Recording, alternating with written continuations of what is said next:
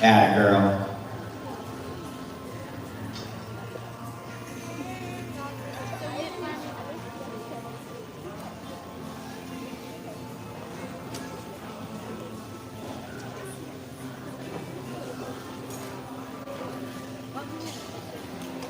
Ladies and gentlemen, Miss Bailey, your time starts now, and good luck, and I'm going to turn you over to Ken McNabb. Testing. No.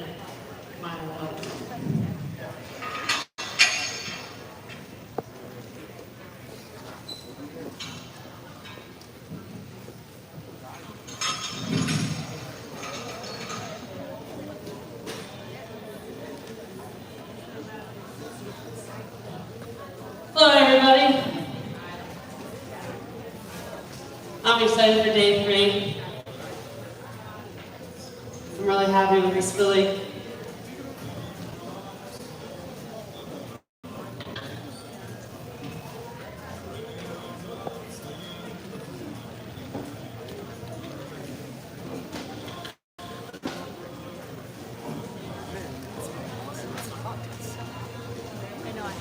I know, it won't let me put it on. I'm going to take her here around the round hill a little bit, move her out.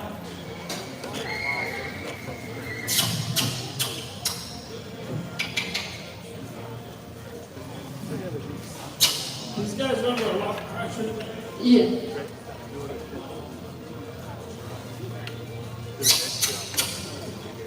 These guys are under a lot of pressure today to get all of this done right. Their scores are incredibly close. Right now, the difference between first and second is so close that a hangnail makes the difference. So they can't let anything go. They want the best for their horse, don't get me wrong, but nobody came here hoping not to win. Right? I mean, you don't sign up for one of these kind of adventures if you aren't competitive by spirit and nature in the first place. So they came in here wanting to win. They cannot allow one hangnail anywhere. So they're under a lot of pressure. You watch today, you're going to see some great stuff. But what you're going to see above everything else is their horsemanship still at the top of their priority list.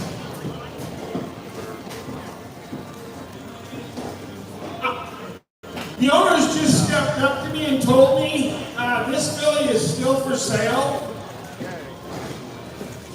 They're asking $4,000 for this filly. I'm going to tell you right now, there's not an ice cube's chance on the surface of the sun that you could buy her from me for that. If I owned this filly, I don't know if I've ever seen a more tolerant 2-year-old. I mean, she really is got a great mind, great little horse. I'm going to move her out here, trying to get some forward motion out of her yesterday. That was kind of her biggest thing. She's a little smarter than I thought she was.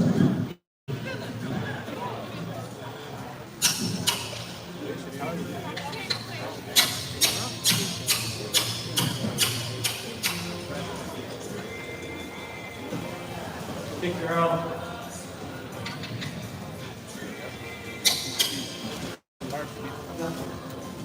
See.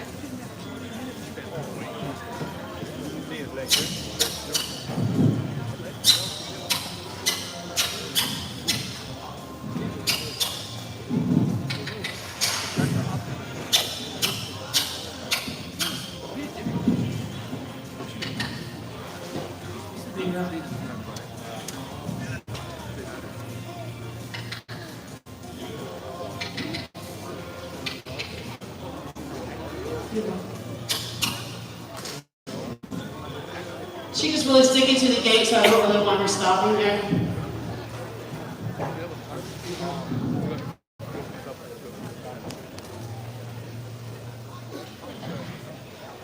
Good girl.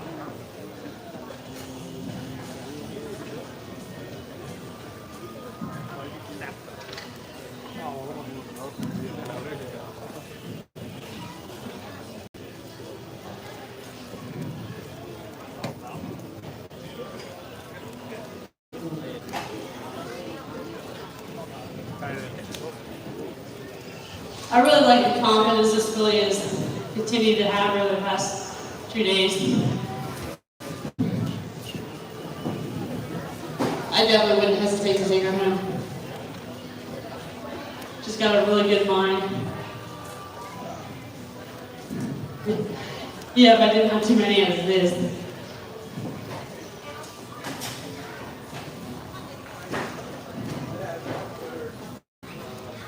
I think I may be able to put another 10 minutes in my week.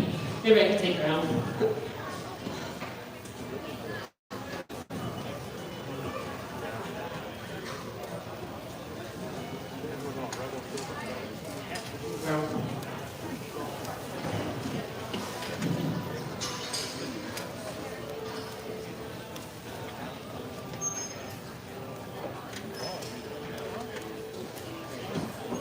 Again, when I'm saddling up a horse, even a young horse, I don't do it gently. I saddle them like they've been saddled, their whole lives. I see a lot of people that try sneaking up on their horses with their tack. But it doesn't usually work out for them. I'd rather them be aware that it's coming and it's not going to be just always gentle.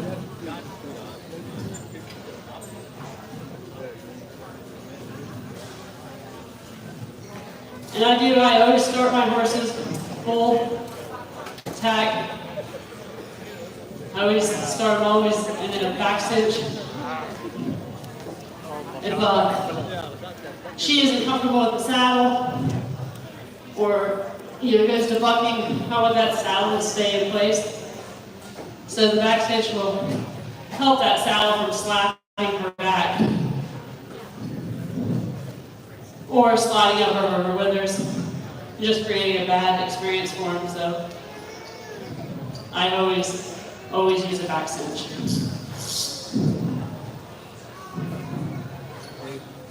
And again, as I said the other day, whenever I'm tacking up these young horses, I always use my buckles if I can, because if something does go wrong, I want to be able to reach up and unbuckle that girth instead of a Western knot.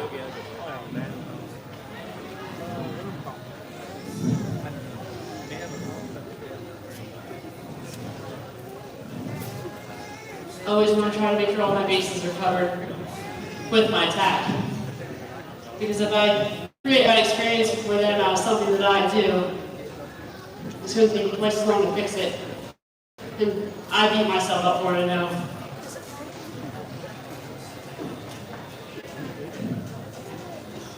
I'm going to work around a little bit. I'm just going to move her around here. Move her up.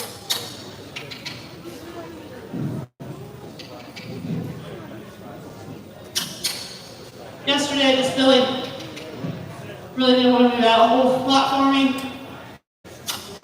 And so today I don't want to lose the horse. I want her to move out.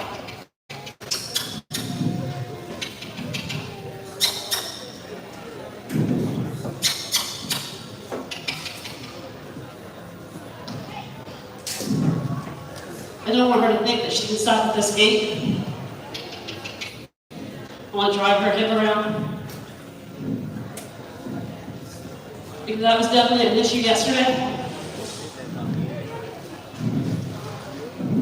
Every time I came around this gate, she just wanted to stop, take a break. So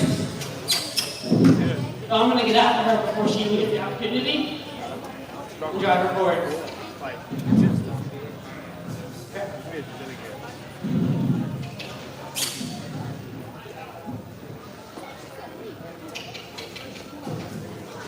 Girl.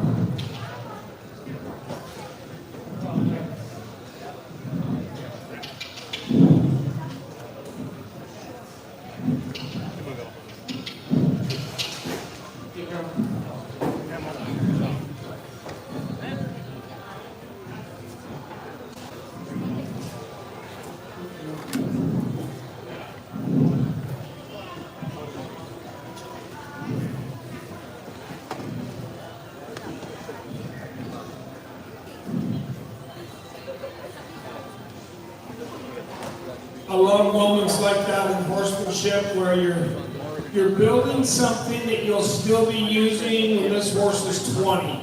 Works on that ground time and just fixes it and asks her to stand there. And you're building the pieces that this horse will hold on to all of her life. It's a foundational material that you'll never regret teaching. You put that time and effort into it, it lasts forever.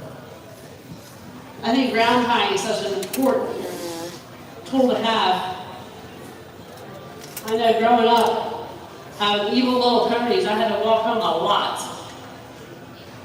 So that was one thing I wanted to make sure my horses always did. They always stayed for me. And now when I ask her to take the bit, I ask her real gently. I'll put my fingers in her mouth before I ask her to take it. I make sure I don't ever bump her teeth with it. I never want to make the bit a bad experience.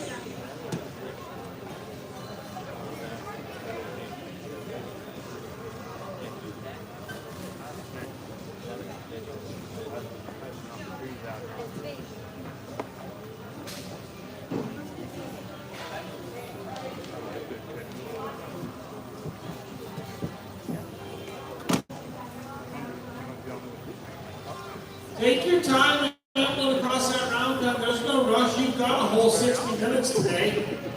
Sadie said she's going to get the lunch line out after me if I didn't. Most of them, you're already gone through, a good chunk of it, but just stay relaxed. No pressure.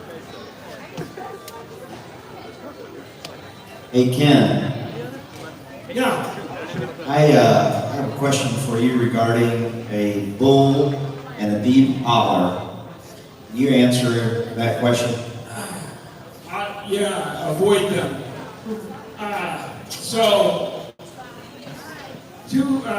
A month ago, I was home for a day or two, and I was supposed to leave on Sunday morning, and on Friday night, my boys got a phone call, and they were asked to go catch on Saturday 18 head of 3-year-old bucking bulls that had been in a pasture since February. Nobody'd seen them, nobody tried to see them in 6 months. And on Friday they went and tried to catch them, and they caught 6 of them, and they ran the other 18 all around the pasture and had everything pretty stirred up. And it's a big pasture, probably 2,000-acre pasture, a real deep brush in the bottom, and so.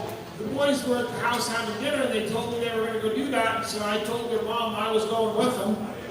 And so we did. We went. We had a great time. It was good fun for the first hour. I want you to know that at 7:30 in the morning, I was the same as I was the day I was 18. By 9:30, I felt 88. But the first run at those bulls, we caught 11 of them and got them in the pens. And so there was 4 of us feeling pretty high on life. And the bulls that were left loose in the creek bottom were pretty waspy and sneaky, and the brush was really tall. Horseback could still be a couple feet over your head. And the sagebrush, tallest sagebrush I've ever seen in my life. And so we all agreed this white bull was hands down the worst bull in the bottom. So we would all 4 go after him at the same time and get him taken care of. And we popped him out of the brush, and my son Kurt was on a pretty green horse that was kind of crow hopping and bucking with him all morning. And when we popped out of the brush onto the desert, he was the closest to the bull, and he's a really good roper, so I didn't think he'd miss.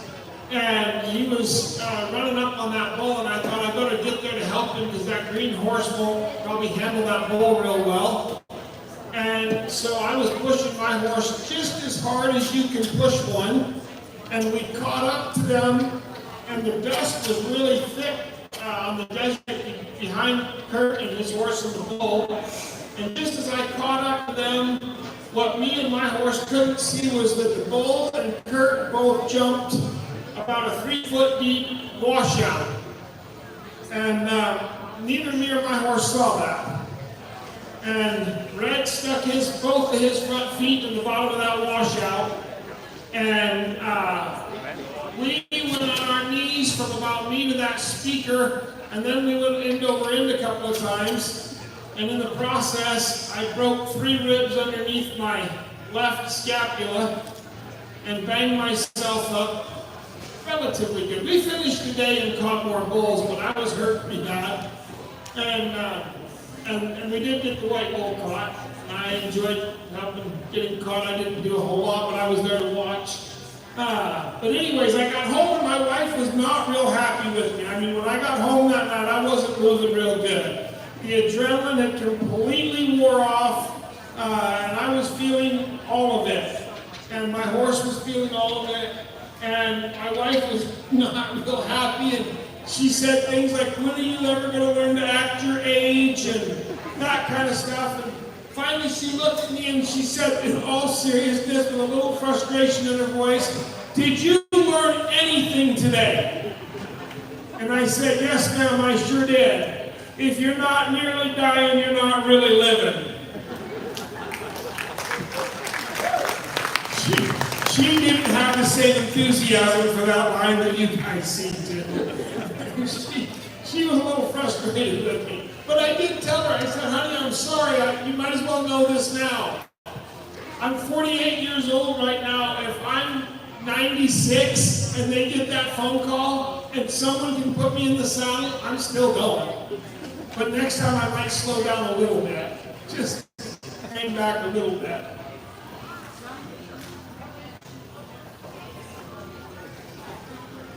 So right now, I haven't worked with her on the rope yet, so I'm going to work with her on this. I did get a little bit of energy out of it, which I actually kind of like. I like to know that she's paying attention. So we're just going to play with that as well. She's good with it.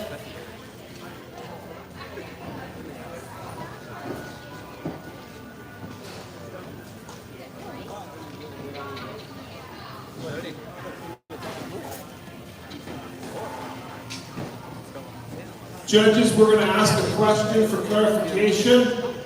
On your score sheet, it says, under the both directions, it says in the arena, in the past, they've had to stay against the round pen and do the best they could to circle the round pen. Are they allowed to use the whole arena rail, or do they need to stay on the round pen? From the obstacles all the way around the bottom end is fine, but they cannot lope around the top of the obstacles. Sadie, did you understand that? You have to stay this side of the obstacles, but you can use the whole bottom of the pen. But your obstacles are your top. Yep.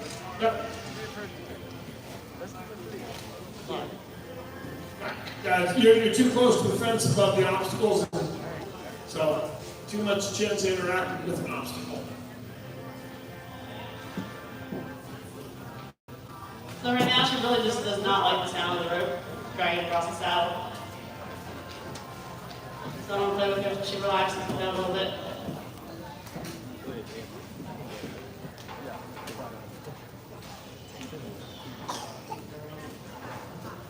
All right, I'm going to have you guys raise your hands. Who has been here watching the Colt starting all 3 days? Wow, good bunch of you stuck through it all. Good. How many of you, this is the first day you've watched the Colt starting? Not that many. Good. We've had some of you the whole time.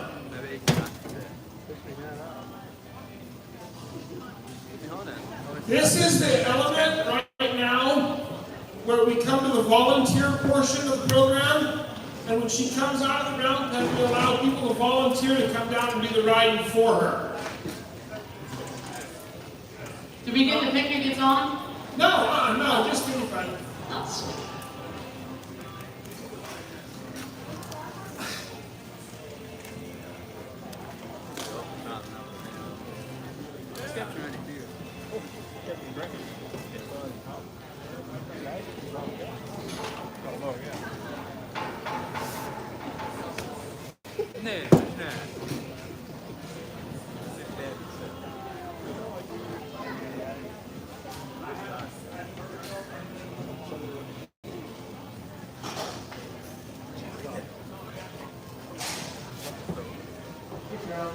I gotta tell you, Triple H Ranch and Performance horses are impressing me.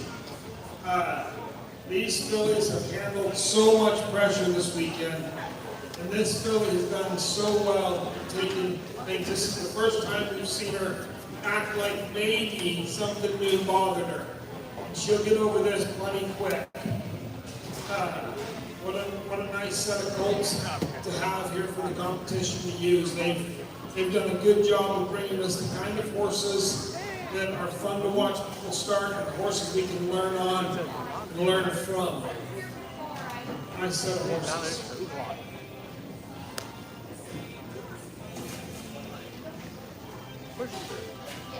And I'm actually glad to see a little bit of a reaction out of her, because everything so far she's taken it pretty much with ease. So I'm glad to see a reaction out of her, and I'm glad to see that she's trusting me and standing here. You know, I'm bragging on the horses, but I want to take a minute and brag on all three of our competitors in one particular area. I have been involved in world-class and world title competitions where the competitors have had things to say about the colts and blamed things on the colts. And to me, that's absolutely ludicrous. That colt was a happy 2-year-old before it met you. Whatever problems it has now are because of you, not because of it. It was happy out in the field all by itself. And these three competitors have bragged on these colts, and not once have they blamed the colt for anything that happens. They've said, this is what we're doing, this is what we're working through, this is why. But they've never once came back and said, this is a negative about this horse. And in my opinion, you shouldn't really be focusing on the negative about your horses. You should be focusing on the positives. And I couldn't find, I found something like I said, that horse was happy before it met you. Whatever things you think is a problem, I just tried flipping it. that's on you, not them. well, you can try it, but Well, I started it. And our three competitors have been great about that. Good thing you're in a colt starting competition and not in a rope. I learned a lot about you this weekend. You drag race cars, you drive a tow truck, Yeah. you're a first responder, great horse trainer. You are not a rope. I am not. You are not a rope. No doubt about it. No. John, this is how it looks when it's There's not a seed in it. You can't be good at everything. yeah. No. I wouldn't want to be. I'd probably end up with a tangle around my leg, drug off down the road by my horse. I tell people all the time, I have to really stack my horses out to the rope good. Because my rope's going to be a lot of places they're not designed to be. Not supposed to be running out between their back legs. It's not supposed to be that. I have to get them sacked out too. That's why I do rein cow horse. I get to chase them. I don't have to rope. You know what the difference between a trained cow horse trainer and a roper is? What's that? When we're all done, they're contained. It's true. Trained cow horse trainers are all done, they're still running loose around the pen. Except for I always have to work the pens too, so. Okay. I usually put my kids in there.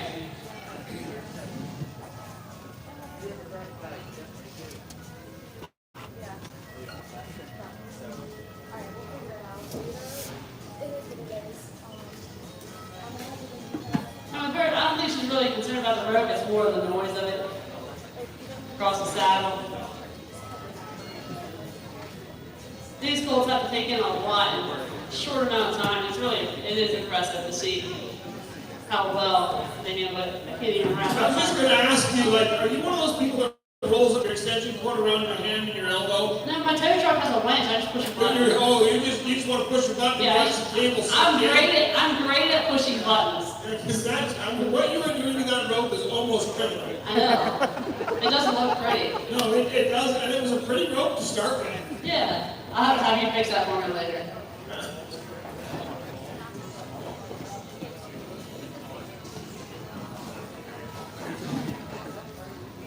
What I really like about this filly is even when she does, explode up there for a little bit, she was always aware of where I was at. Some horses I work, they don't really care if they run you over. or not. They just want to get out of the way, get out of whatever bathroom. But this filly, she didn't come towards me, so she was aware of where I was at and her surroundings. She just wanted to get away from it. And you can't blame them for that.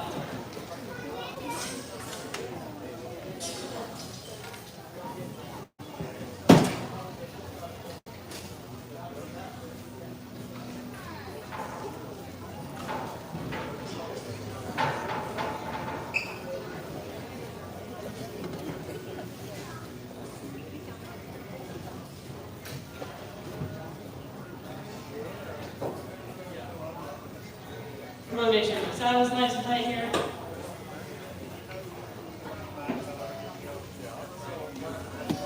And today I am going to, just to help her with some forward motion, carry a dressage whip with her just in case I need it.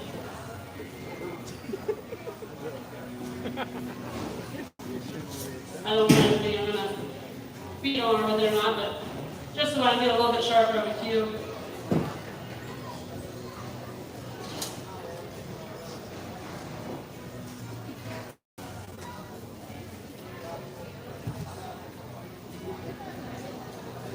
Hop up on her real quick. Tension.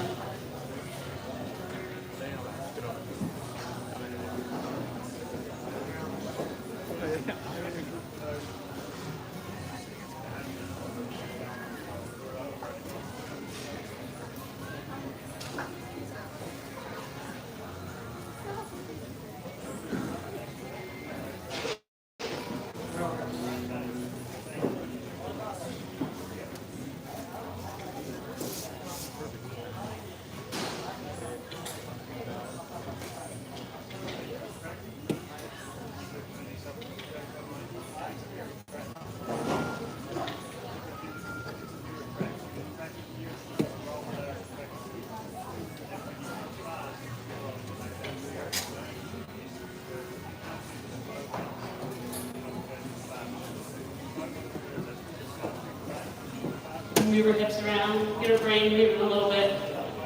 So I want my horse's feet to be moving, because when they're not moving, they're thinking.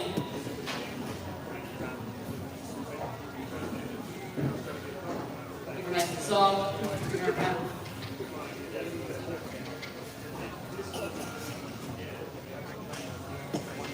Bring her up a little bit before I ask her to move out.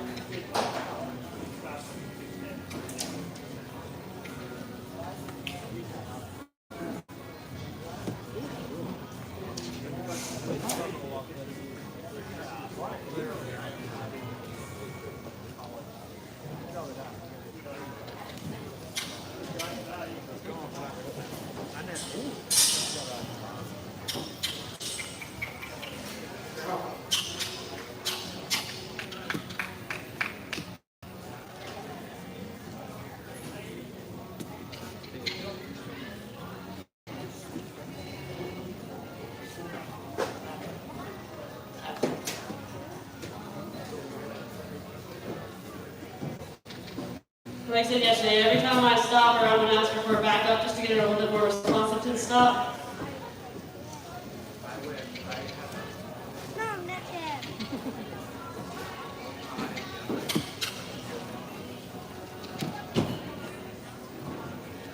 That's it.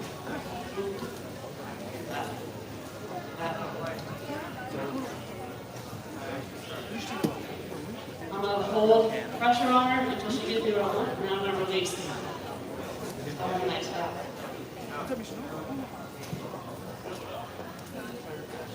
Alright, I'm going to go ahead and take her out on the round head. I mean, if you can just look over the apron. And then bring it back in. I'm going to walk her out. We're not just let her walk around and see everything.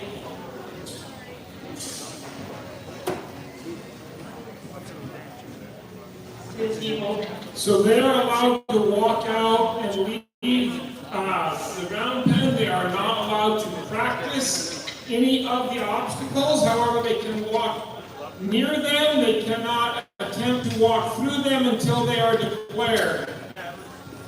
They have rail work element to do today. Walk, trot, lope, both directions, stop and back up, turn both directions. Then they have the obstacles, and then of course they have an opportunity for freestyle. They are required to leave the round pen at 30 minutes, and Liz left the round pen at just slightly under 29 minutes. They can leave anytime they want, but they have to be out after 30 minutes. Liz, you have 30 minutes remaining in your session to complete all of the required elements, as well as any freestyle you might have. Remember to declare when you want to be judged on your rail work, to declare your obstacles.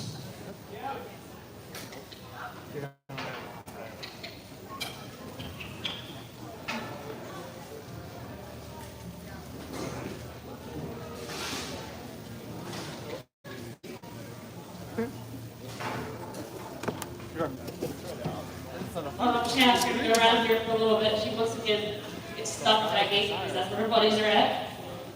I don't blame her.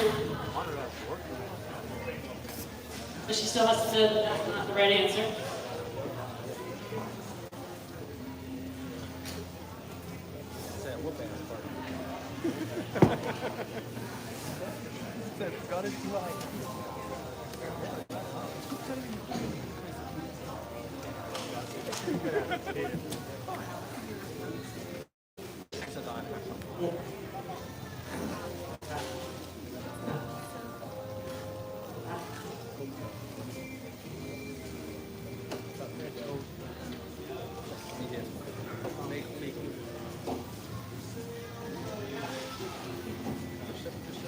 Put my leg up here and block her from going to that gate.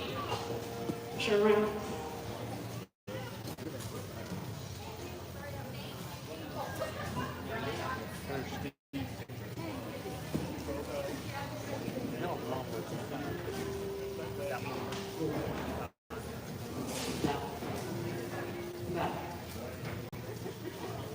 I'm going to go ahead. Doesn't matter where we start on the round head. Okay, I'm going to go ahead and declare my walk. Here.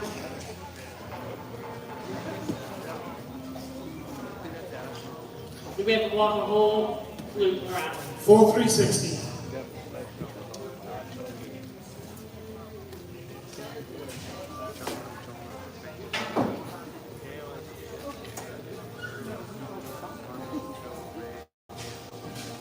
I said 360 as if it has to be a circle around that round pen. Remember, you can use the whole arena, but you have to make a full lap is a better way to say that. Both directions each gate, correct?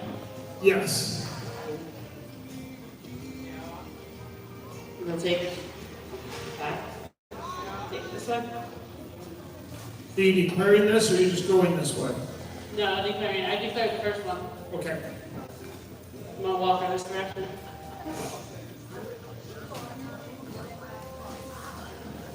And again, I don't have any pressure on her face. I just want her to do this on her own free will. The only time I'll pick her up and tell her no is when she tries to speed up, or she tries to go to that gate where her buddies are at.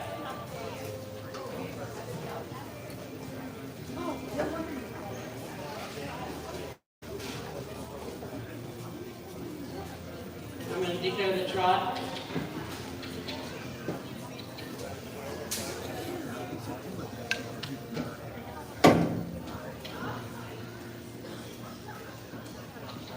I like the way she did that. She said, I'm going to declare the trot, and then she trotted. She did not get the horse into a trot and then said, oh, by the way, I'm declaring my trot. She was very intentional about it.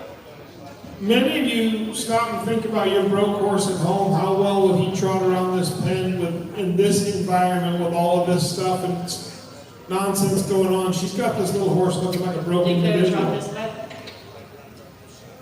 I'm sorry, what did you say? Declare the trot this direction. Begin on a blocker from corner to the gate.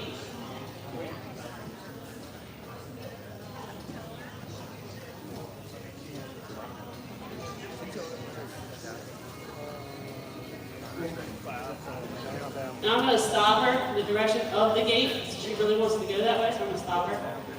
Make her go the other way. I'm going to declare the lope.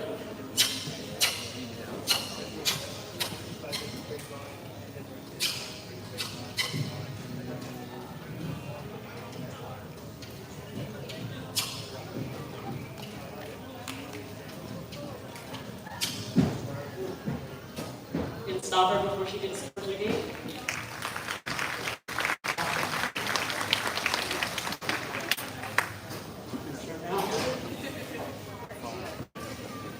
I'm going to declare the lope this direction.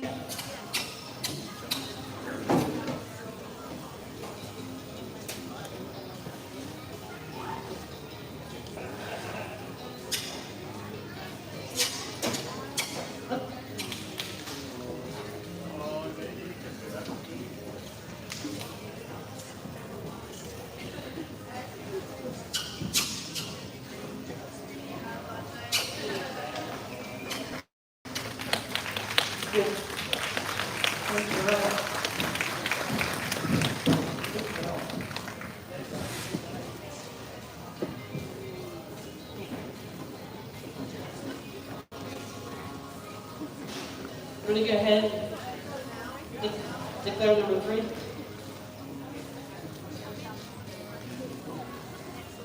She's going to give her head and let her see everything. I'm going to go ahead and declare number 2.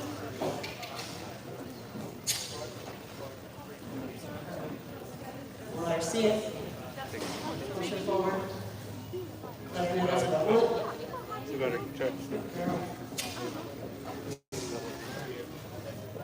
I know you got the shiny stuff off of your tarp. Good girl. Again, you know you've got horses at home that won't do that. We go ahead and declare number 5.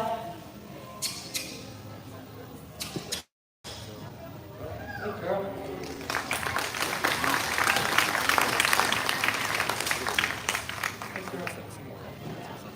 Now, on day 1, if anyone was here, they saw me spend a lot of time on the tarp, being a little bit hard-headed, making her get on the tarp.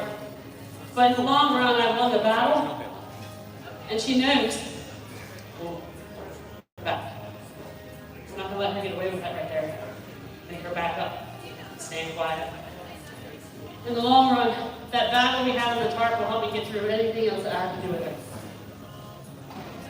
Because she knows that I'm not going to give up.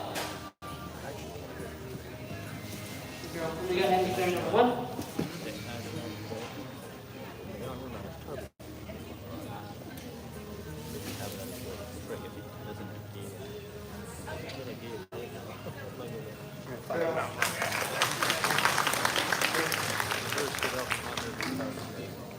I'm going to go ahead and declare number 6.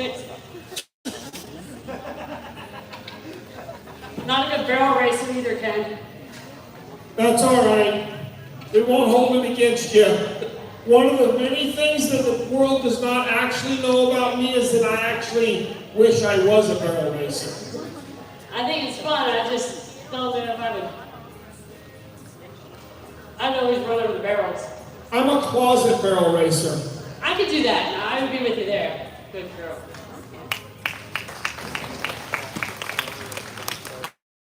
Alright, I'm going to go over here. This is going to be ugly. My roping skills. Yeah, we're talking. You grab my rope. Probably would be better if it was wrapped up nicer. Freestyle. Go ahead. Play with her on this one. It looks like this isn't something that I really work with her on. Freestyle.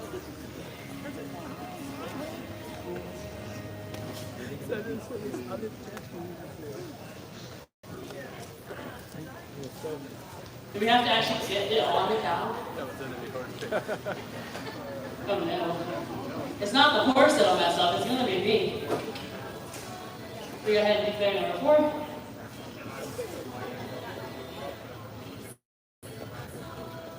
Yeah. I want her to be paying attention to me while I do this. Hey, it was good. I mean, if there's points for hitting me in You're a roper. Do I have to bring it back to me? Oh, we will. Just because. I'm not going to wrap it in anything. Now, when she reacts to it, I'm not going to tense up. I'm just going to let her react and I'll go with her. As soon as you tense up, then they're going to feel that energy, and it's going to make the situation even worse with the girl.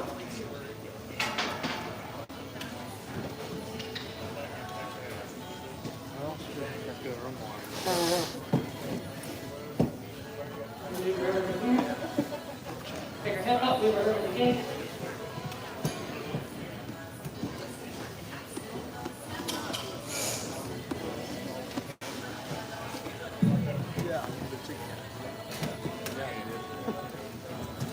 I'm going to declare my stop and my back up. Back. Back. Back.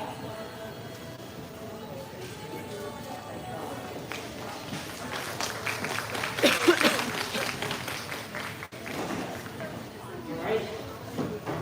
Now I am going to pair your feet up and I'm going to do something a little bit different.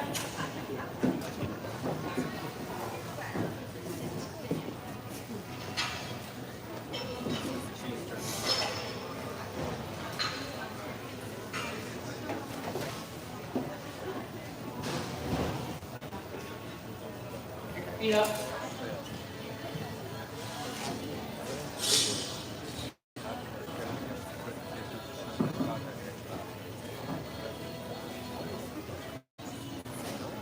You might see I always tuck my rein or everything in my belt loop. Don't ever tie it. My sister did that one time and it did not work out well for her. I always make it so it's easy to come out.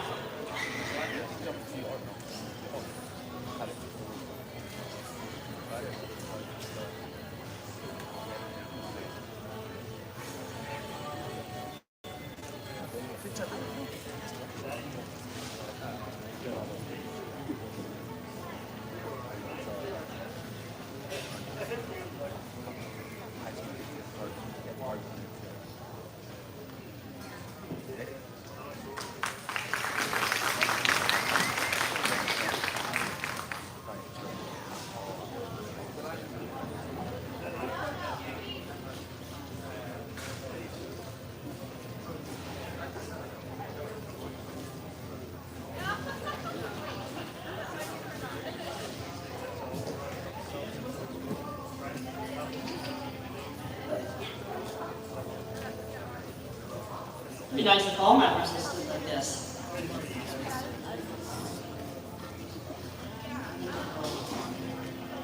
Or mount. And the what? The little gray one. Little gray one's 176 366.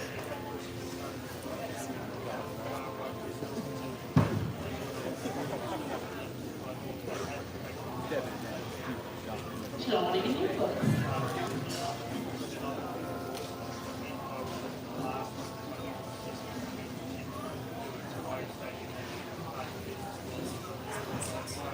One 176 366. 6.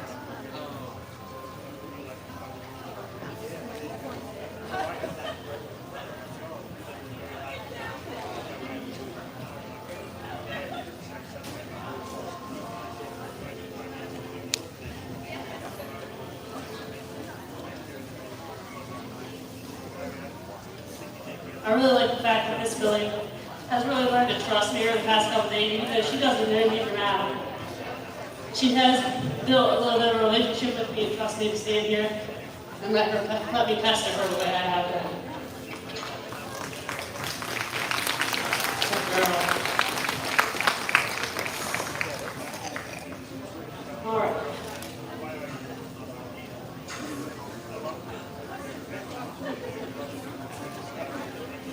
How much time do I have left?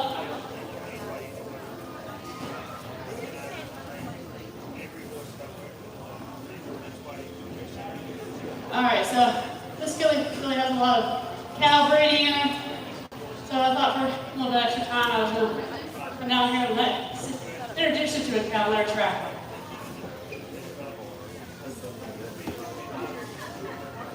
And that's cool, she really picked up on it. I'm not gonna guide her around, I'm just gonna push her forward on it. See what she does. I'll tip her nose. I'm gonna push her to speed her up towards it.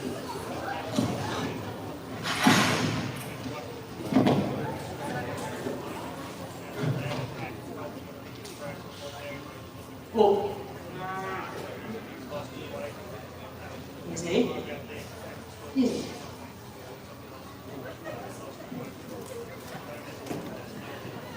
Bad things happen in life. How you deal with them determines who you are, right?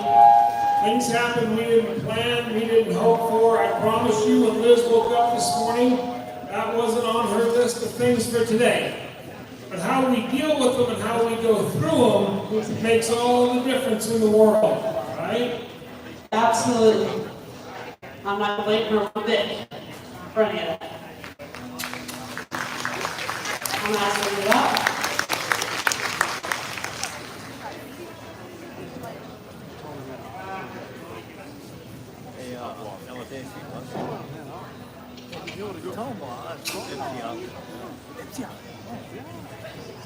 And I'm not going to quit her on that either. You know, a lot of it has to do with a little bit of excitement, me pushing her, and the fact that, I mean, this filly only has a few hours on her. So this is pretty impressive. And like I said, it's not her fault.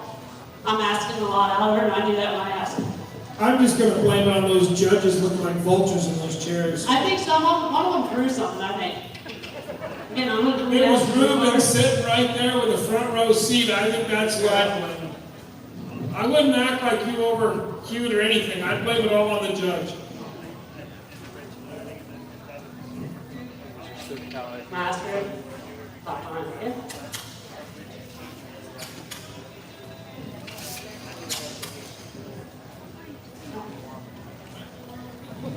No, I don't really want her to push this cow around. I just want her to follow it. I want her to push its hip and learn that she can move it. Build her confidence with the cow.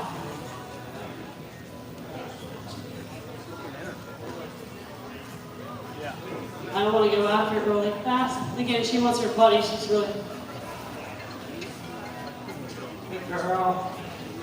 I think all of you will agree with me. I have one word that comes to mind, and that's composure. Like, have you ever seen anyone keep their composure that well in that kind of a scenario before? Like, when she hit the ground, she almost looked like she meant to do it. I was trying. I was trying to look professional. You pulled it off. It looked great. If I didn't lose my bridle. And I'm pushing through it. Good girl. I'm just going to praise her, build her confidence. We need you to take a moment to pull your microphone up closer to your mouth. Like that. I know no one's ever told you that before. Nobody really ever wants to hear me. I'm not used to that. Huh? Oh, I should have.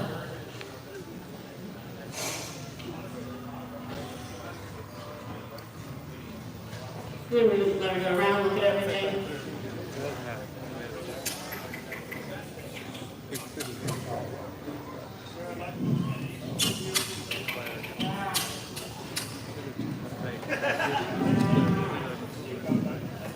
I like how she really looks at this cow. Come on, play with the ball.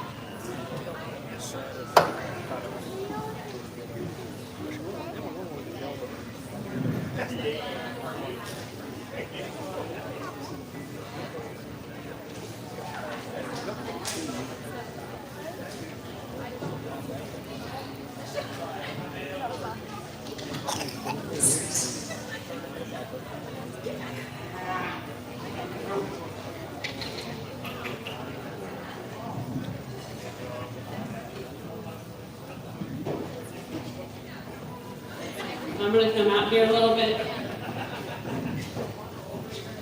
Try to stay at that cow's head and push it around.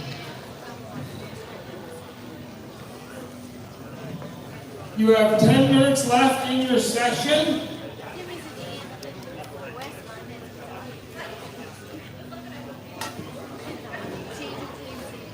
Judges, my understanding is that she does not have to use that 10 minutes, but she has 10 minutes if she wants to use it. Okay, that's correct.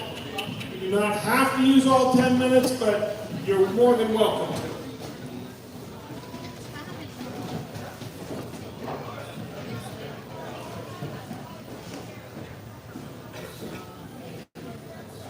Again, I'm going to teach her here just to push that cow with its hip.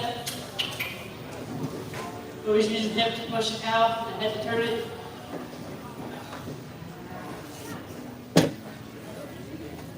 And you never want to move up on it too fast.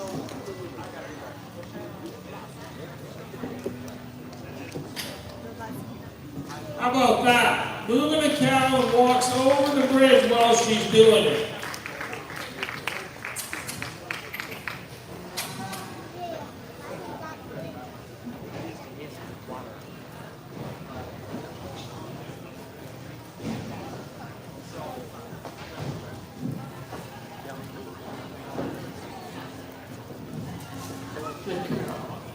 You can see as she's moving this cow around like right there, she kind of pinned her ears a little bit and pushed it with its nose. She's building her confidence on it.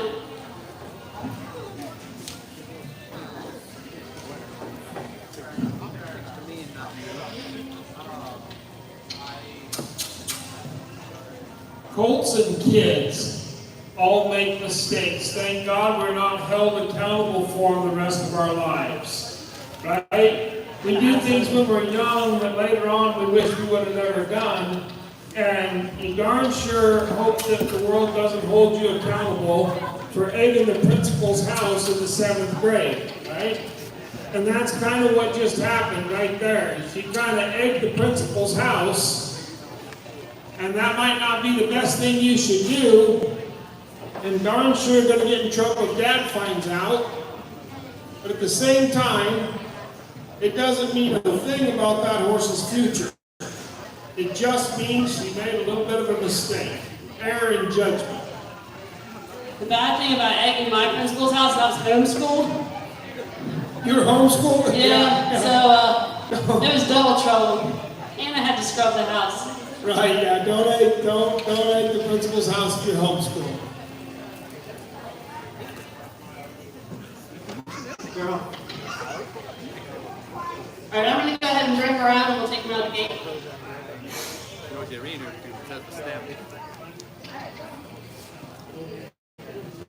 Did you just say you're driving her out the gate? Yeah, I'll bring the cow out. We're between speakers down here, we don't hear real well.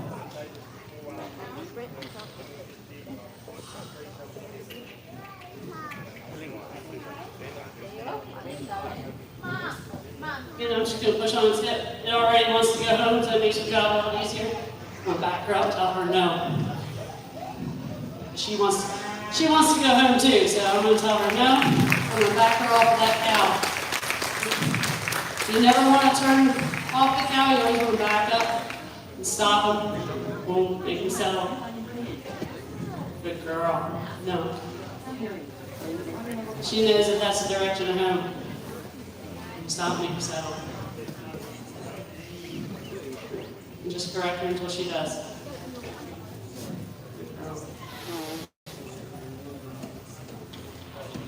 Is there anything I didn't cover, Steve?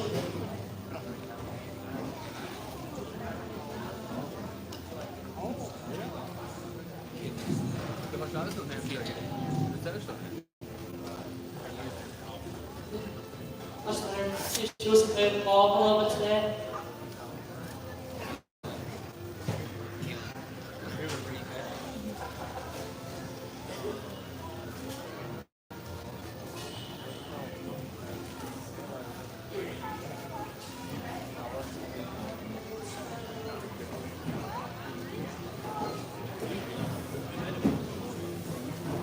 I don't think you can take that ball down there and roll it across the tarp. I'm just saying, I don't think you could do that. We'll see what we got.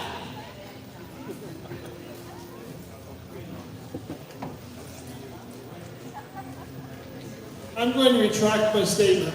I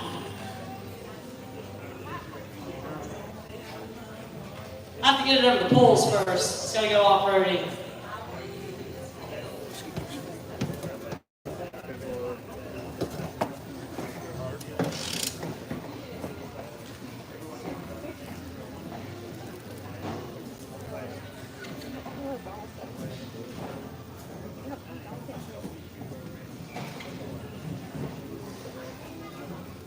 You know, not only are these colts just a couple days of riding on them, but this is a lot for a horse to take in, even an experienced horse with all the people. Everything we're asking out of them. See, you missed. I don't know, I'm giving you big credit for getting it to touch the tarp. How long do I have left?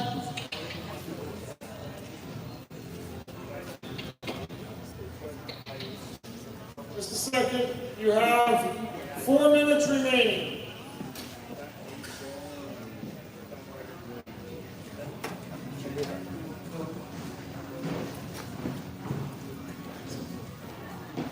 You have just enough time to hit the ground one more time if you're careful. I think I can get this. I'm a pro at that.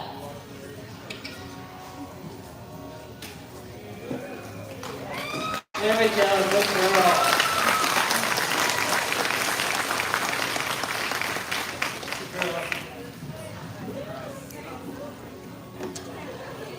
And over the poles, we get points for that.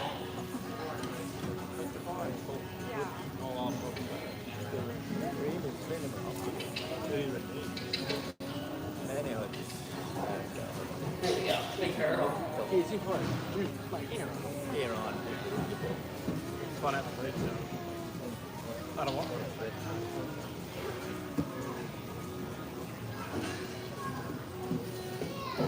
See, my dismount, that was just my bridle routine.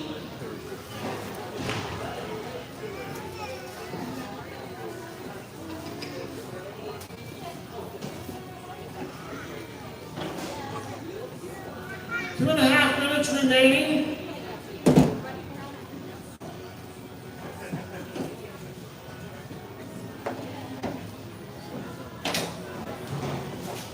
I'm gonna go ahead and I'll bring the ball out the gate.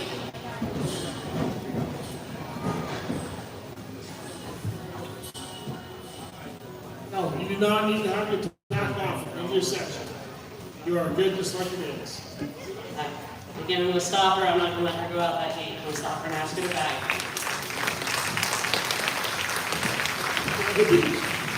Now, we are going to inspect that ball for a remote control device. Oh man, who told him? Good girl.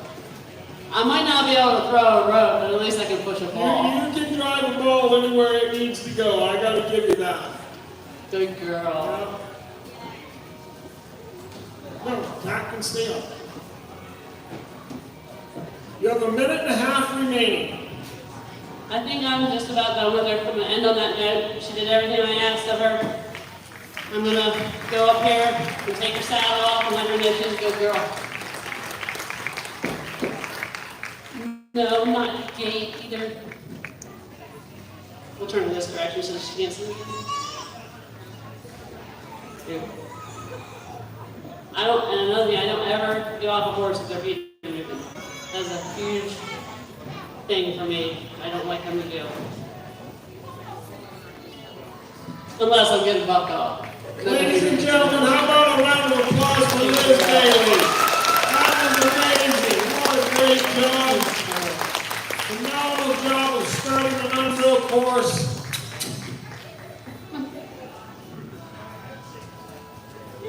You have seen a lot of things in your life, but I promise you, you'll have to look a long time to find one that looked any smoother than Liz getting bucked off like that. She kind of, I don't know if you guys can all see that. She kind of rotated around the earth 360 degrees. and then gently landed on her knees and got right back up. I don't know if you all saw that, but that was pretty impressive. Aeronautics, definitely. I try to at least make it look good. Well, I have to tell you, I mean, I have been bucked off in one Colts running competition in Canada, and I didn't make it look anywhere near that good. I just didn't. I tried to stick as much as I can, but I knew when I didn't have a bridle, there was not much to do.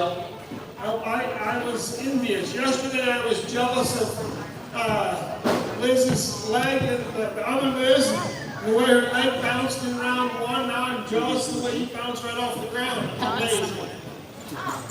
She went to Windy Hill for like 20 minutes. All right, so I mean, obviously we kind of know the answer to this question, but anything that surprised you? No, I am. Does she bucked?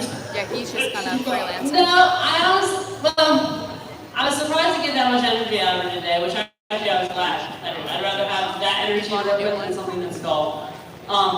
And a lot of young horses do tend to get, excited with the mic making everything pop. And, I don't blame her for doing it. And she doesn't know what I'm asking out of her, and that's a lot for her to take in. So No, I'm good. I should be back in like 30 minutes. I'm always kind of ready for something. Okay, that's great. It surprised me that my bridle came off as easy as it did. I said that did shock me. But no, like I said, I don't blame her at all. I was glad to have the energy I had to work with her. Well, you did a fantastic job. I'm very proud of you. Thank you. Thank you very much, and congratulations on a really good job. Thank you. We'll give her a minute to get stuff cleaned up and out of here, and take a break, and I'll give it back to you for now, Wayne. Do I leave her in here, or? Judges, where do we leave the filly? In there. No one's told us differently. Leave her in there with the whole legal barn. Okay. And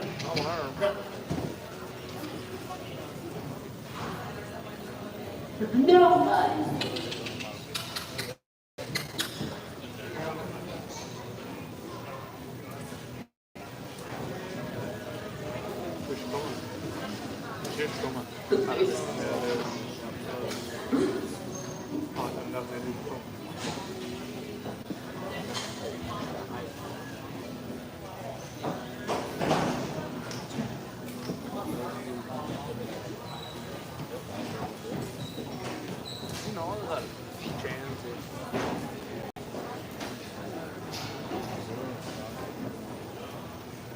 Check. Our next competitor is going to be Daniel Chavez. Liz here had been in the score. We got some Daniel fans in the crowd, thank you. Liz had come in at a score of 629, that is without the score of the day, which had put her in second place. Daniel Chavez is currently in first place with a score of 631. And then Liz Beck, our last competitor for today, is coming in at a score of 464.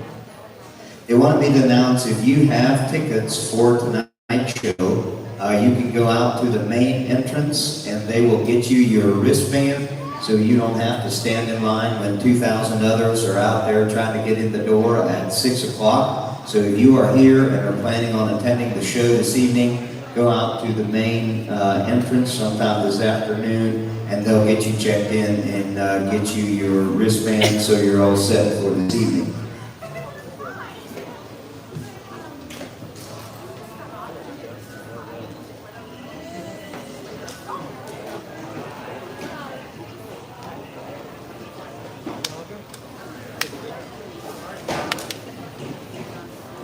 While we're waiting for them to switch out the horses, I will talk to you a little bit about Daniel Javz, our next competitor. He's going to be from St. Charles, Minnesota. He is 28 years old and couldn't be more excited to participate in the 2023 Colt starting competition. I'm grateful for the opportunity and can't wait to see what we can accomplish with the Colts. My path isn't your typical one. I didn't grow up with horses, but introduced by my dad at an early age at the family's ranch in Mexico. From then on, I always felt something calling me to the horses. and that someday horses were going to be a part of my life. After a few years in a career in accounting, I decided to take the plunge.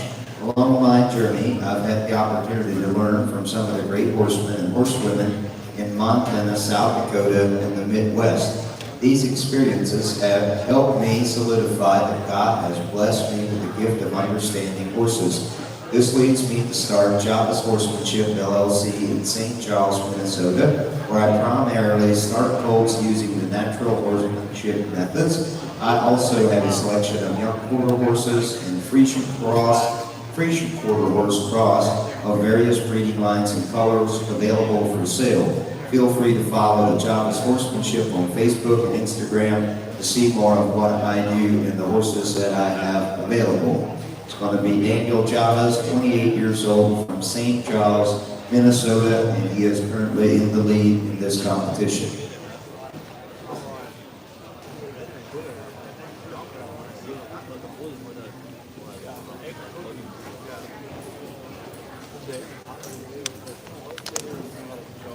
Sale preview in the warm-up arena is going on right now and will be continuing until 3 o'clock today.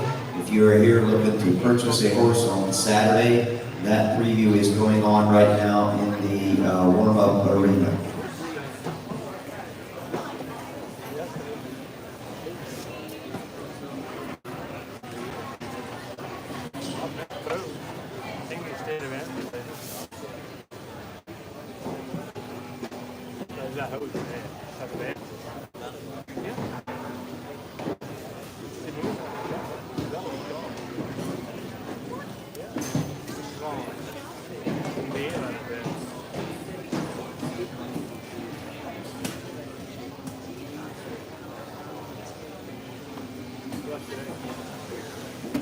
If any of you are interested in purchasing one of the colts, here at the Colt Training, CD, the guy that is leading the horse, he's the owner of these colts. If you are looking to purchase one of them, see him. If you can't find him here in the barn, go to the warm-up arena or warm-up barn. They also have a horse in the sale for Saturday. It's going to be hip number 13. You'll find them there at the stall if you want to talk to them about purchasing one of the colts.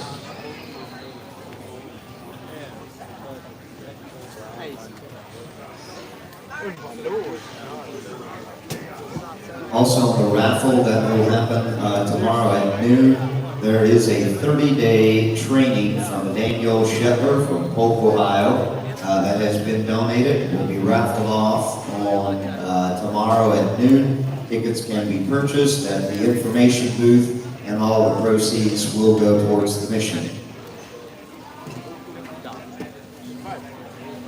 Proceeds from the mission that will be helping out people in the community. It's going to be Robert Mast, Ivan and Sadie Fisher, this is Jacob Miller and family, Sherilyn Slaybaugh, Monroe and Marianne Slaybaugh, and Ruben Hirschberger.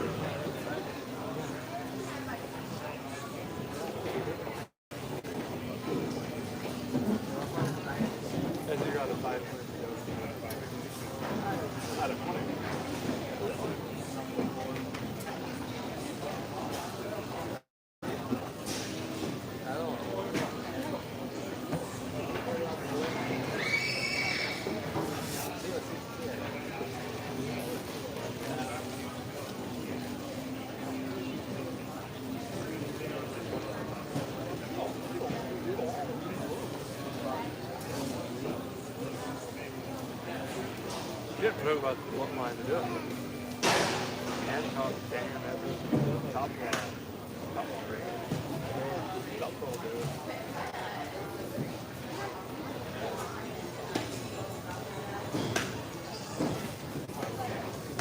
Did next bit of move to the guy in the clean. I think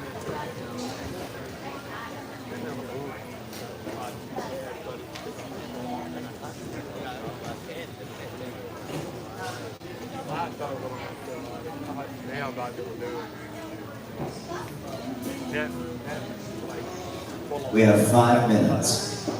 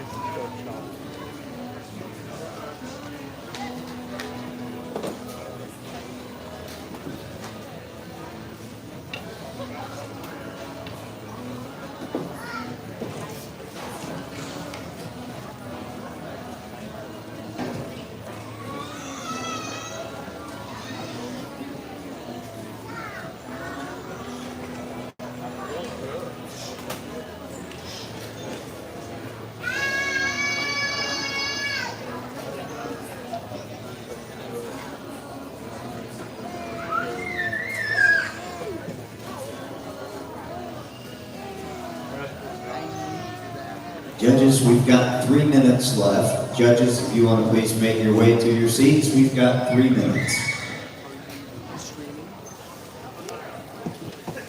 I just needed a pair of chargers. I just needed to plug this in for a charger. I have an extension cord right here. Will that give another one we can reach down there?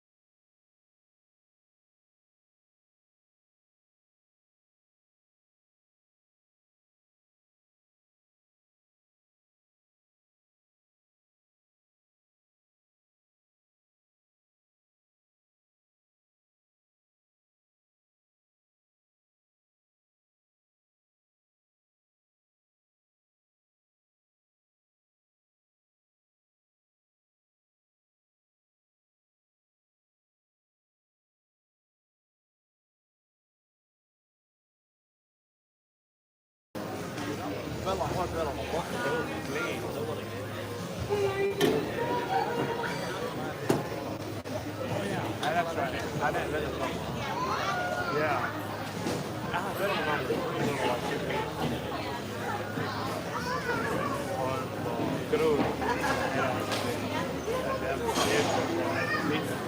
Check. Oh. 30 seconds.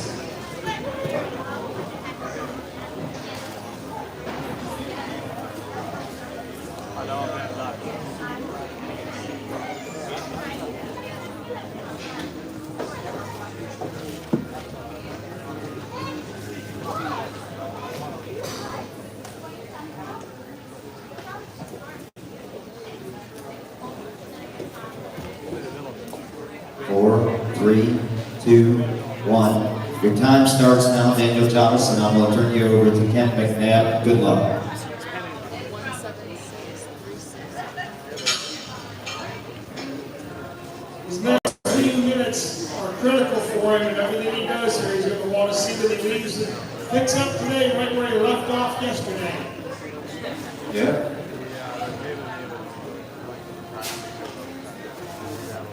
Definitely enjoyed watching Liz before, so I know the pressure's on now. He's in the barn for me, so we'll just see. And saying how we'll build up, how we'll start off today, and how we're she left off yesterday. But here, similar just to how I've just had my process throughout the week, just getting her moving, just to kind of start getting her into game mode. Maybe get her attention back towards me, but also knowing that she's been stalled all day or overnight too. So really just get her to move around, just kind of start releasing anything. Draw her back in one way, see where she goes. She's going again, so we'll get her the other way. Just get some of that, maybe initial spunk out. But it's been cool to notice over the days as we've been starting. It's kind of starting a similar way. Each time it seems like it gets a little bit smoother for her, but she's not as jumpy or playing to what I'm asking her to do or move around. Didn't just want to run up on it.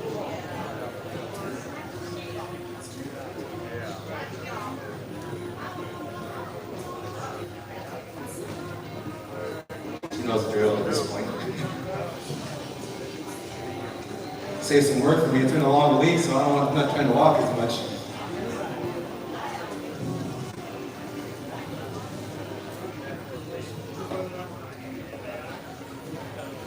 She's checking me out, being like, all right, still the same time. Maybe it smells a little worse than the beginning of the week, but we're still here.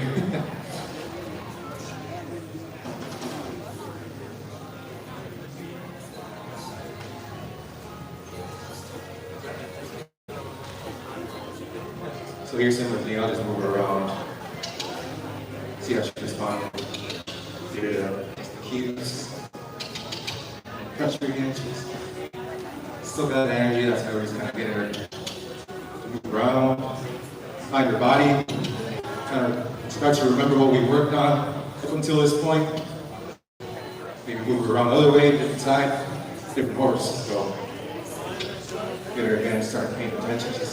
Everything out there will start getting her in the zone. Move her hips in, work on the steps that we worked on. There. Shoulders. See, just all this is just to kind of let her essentially unlock her body. That's what I'm thinking in my head. Just kind of like Fred, actually, I watched his clinic earlier, and he was saying something kind of like therapy for the horse, just moving it around all these different ways that I've never seen the horse move. But it's kind of a similar concept, where I'm just getting her kind of like that morning stretch, that yoga, just get her just relax, get her body fluid, get her moving, get her thinking too, I'm constantly switching things, who knows what I might add next.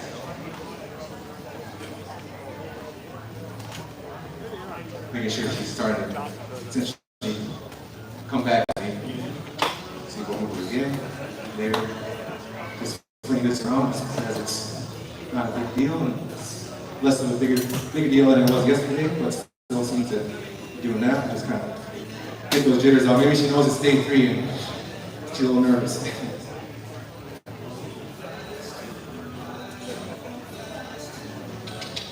Here she's trying to get shoulder into me, so I'll just make sure she's getting off, just to let her know I'm paying attention to that.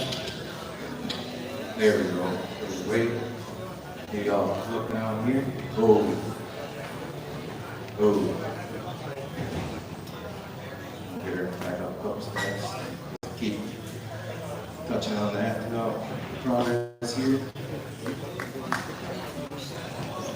Now, seriously, Daniel, the announcer said earlier that you were an accountant. Yeah. Okay, I'm not sure this game's going to work for you. Because, historically, cowboys aren't considered like that group of people. Historically, they're what? Cowboys aren't really considered that group of people. Yeah. I know. So I gotta ask you, are you a smart accountant? A smart accountant? Yeah. Maybe a hard-working one. Well, I'm glad you didn't say yes, because I'm not sure. I got some questions. I just learned a little more. He's not just an accountant. Where do you work? I used to work for John Deere, and then when I decided to jump in and give this horse thing a shot.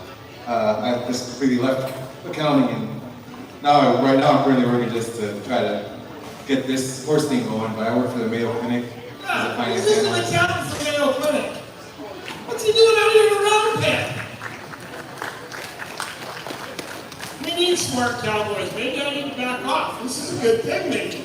I need to see this from, instead of seeing he's not dumb enough to be a cowboy, I need to say, look, the whole culture of cowboys, intelligence level just got raised dramatically. I'm going to start telling people, this business, this lifestyle is so good and so lucrative, we started drawing from high-end businesses and taking some of their better employees to become cowboys. Well, no, he's not from Wyoming. Mayo Clinic's not in Wyoming. Minnesota. Yeah, if he was from Wyoming, he wouldn't have quit Mayo Clinic. Right? Yeah, that's your point. What are you saying about me? Hey, wait a minute. Yeah, right. What are you trying to say? Oh, nice save. Nice save. Sorry, Daniel, you can have the microphone back.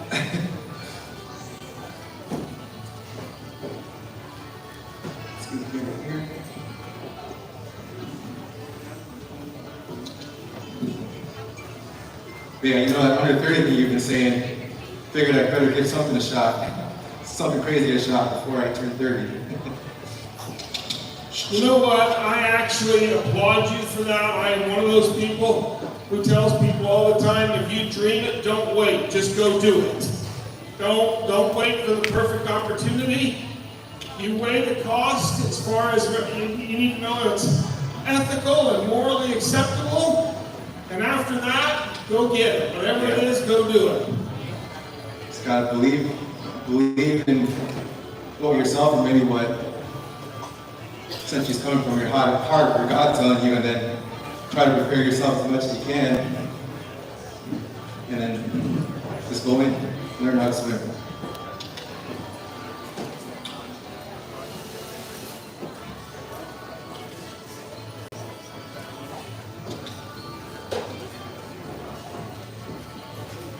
Here I'm not going to try to rush her. She's been a little, seems like she's a little edgy today. It's been a long week, but make sure I take the time at least to get her settled as much as you can within the time and still try to hit everything.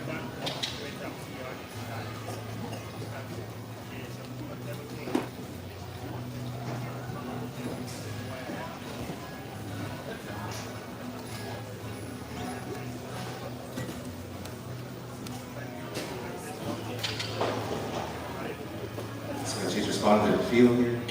Get her rate up. Keep it. Sorry, keep moving here. Then maybe I'll go over her hip walk. Maybe see if she gets a lick and shoe in there.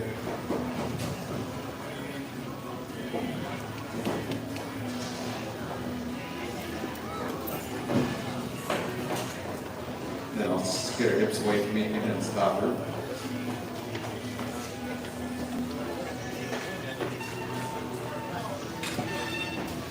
Yeah, essentially just not really changing anything on what I do or what I would do at home or the process I would follow. I just, essentially, my day starts or the session starts with just observing where the horse is at and what it's telling me and where I need to start at rather than having my own agenda. I'm going from there.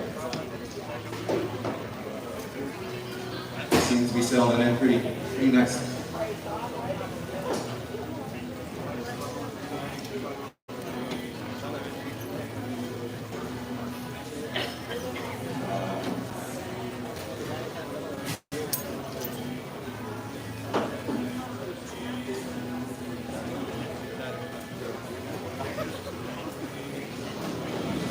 Just because even if it has been a day or two, doesn't necessarily mean that it's going to be the same horse it's the same horse as yesterday. So just make sure I check the same things out, take the time, and give her the chance to readjust again. Because at the end of the day, it's couple hours of her life that's been spent actually even seeing any of these things or feeling them, so might as well make sure she's really set on a foundation that those things are just going to be part of it every day. Who knows what order or what shape, but it's going to have to get used to it slowly but surely. Yeah. You know, I like my job considerably better than the judges because I get to comment on the things I like. I'm not really supposed to say what I don't like, but I'm dang sure not supposed to give anything from this microphone that sounds like advice. But one of the things I love that I'm seeing is exact replica of yesterday, just shorter. Right? He's doing the exact same things he did yesterday, he's just doing less of it. And he's letting that foundation that he built yesterday show up and do its job. And he's not springing something new on her, he's not acting like it's a whole new day. It's the exact same thing we've already done, it just takes less time because we're good at it now. So yeah, just trust the process. Yesterday I said something about trusting the horse. Well, that's a little misleading. I trust that the horse is going to be a horse. Just trust that you're in your preparation and your method or what you do, and trust that you're preparing the horse and that the horse is prepared. That'll be a better combo than just complete blind trust. Just want to make sure I give that disclaimer, and I don't want anybody to jump on rank horses just because they trust them later on because of fear of me. So. Not this one's rank or anything, obviously. I would not consider any means.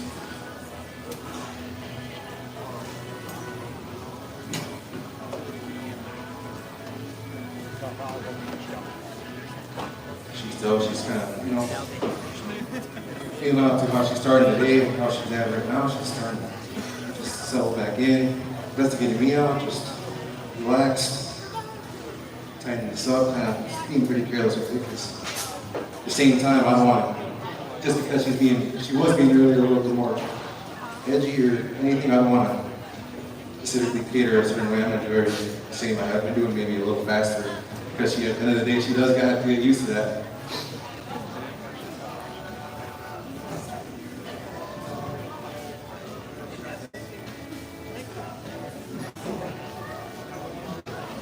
So here we just do the same thing now. Saddle on, different feel. She might not remember it as well as yesterday, but she remembers some of it. We'll just get her to just focus out, get her focus on me and her body and what I'm asking, and not as much as what she's carrying and what the saddle is doing.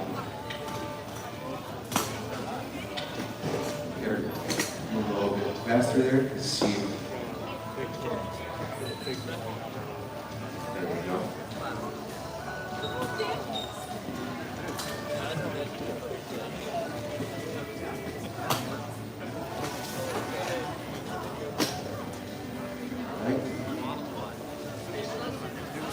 Check this out, I have it in my hand.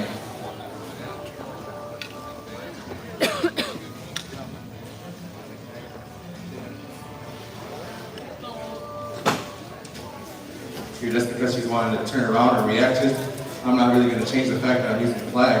She's going to pay attention and see how she's responding. When she seems like she's wanting to be indifferent to it all, change what we're doing and let her relax and rest. Not as much rest though, because it's something she's been exposed to, so it isn't too much of a learning curve at this point.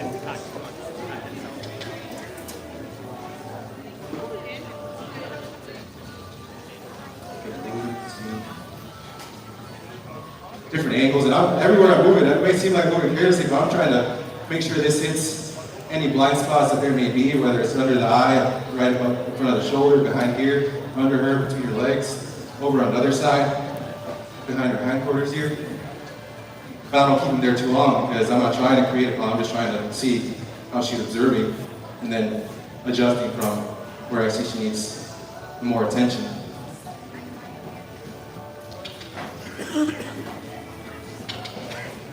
Here, same side, different horse, so we'll just. There it seemed like she was trying to react a little bit to it, so, which I noticed that yesterday when I got on from the left side. So we'll just keep it moving. Get her attention back over here. Not a big deal. This will come over on that side. It'll leave. We're just trying to get her more used to those different scenarios.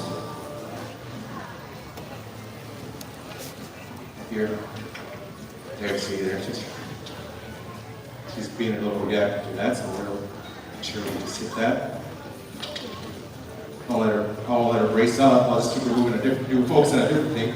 I won't keep it there necessarily because she's scared of it, just to make her adjust to it. I'll move away again, get her focus on something else and bring it back. Let her know that it was there and it left and nothing happened.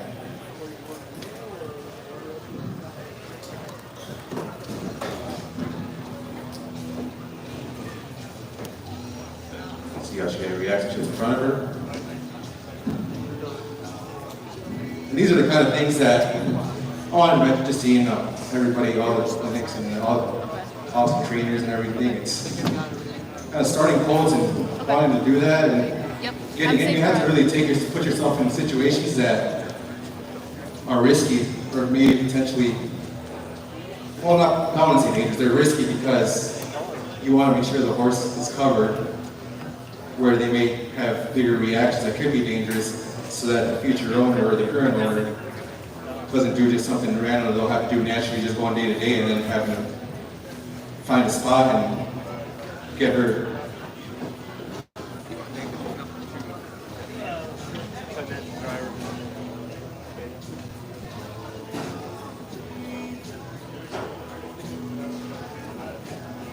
Just better with it, so just familiarize yourself with it. Let her keep investigating it, keep the curiosity on it.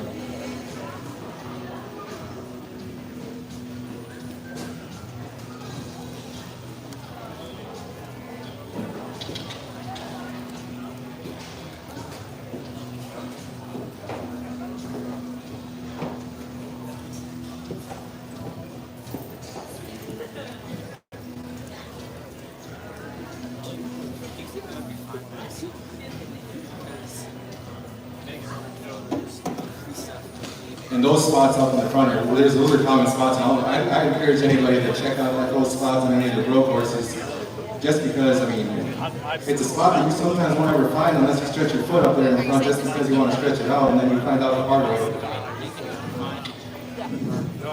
Helps for roping and stuff too, where, like I said, I'm not much of a roper, but I understand that when people rope, the ropes go in front of the horses under their shoulders, like Ken's saying, sometimes everywhere. So I want to make sure she's prepared for whoever or whatever she's going to need to do with wherever she goes. And here she's not wanting to move as much, so we'll get her out. The goal is softness, but sometimes you have to be firm to get your point across. And here I know that she knows what getting up and pressure means. So it shouldn't be something new, so that's where I can be a little more firm and add some pressure sometimes. It's not always soft and pretty. You have to go through the hard to be able to get to the pretty.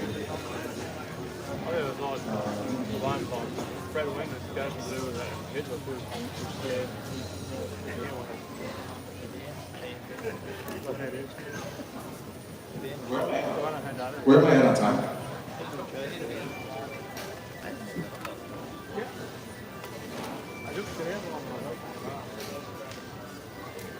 Here's just going to be a quick check. Like I said, I don't really start pulling on two reins too early in the process, especially with the snap pull. Especially with like a bit right off the bat. So here I'm just putting it on just to check off from yesterday, just to make sure she's at least responding, knows what at least the pressure means to just pull in one way or pulling the other for asking, her to flex. And here I'm leaving that there, so that's allowing her not to block her, so I'll just do that. Just a quick check just to do that, but I won't ride her in snap because going through the obstacle course, I don't want to be yanking on something that she really doesn't really understand yet. Because I haven't myself been doing too much with it from the beginning, I just put it on yesterday, so I won't focus too much on that. But I wanted to make sure that at least she was responding, so the work can continue there. She knows how to open her mouth for it and take it.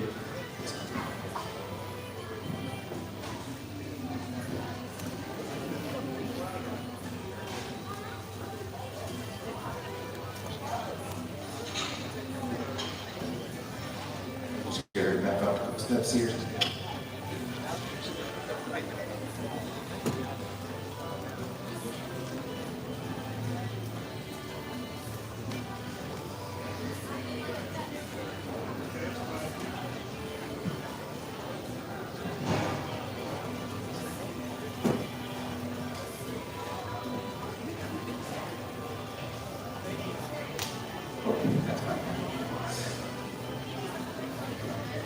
Should be good.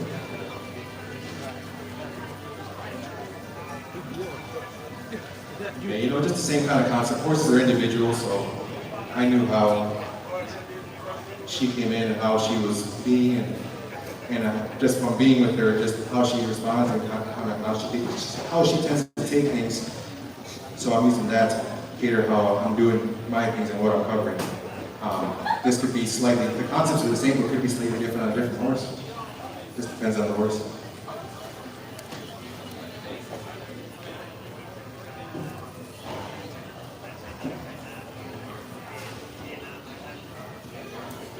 So we will check this out, see if she responds to that. Good. Here. Connect with the feet again. Left. Left. Left. All right. Like the word of benefits. Right. Right. There. Yeah.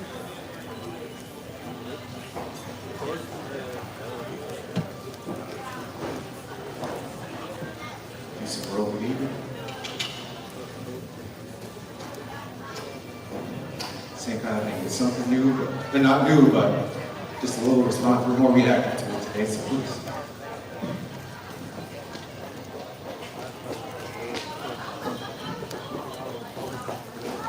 Just be careless about it. Just kind of see how she responds.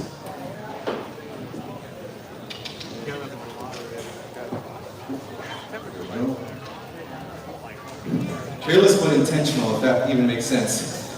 Makes sense in my head. But.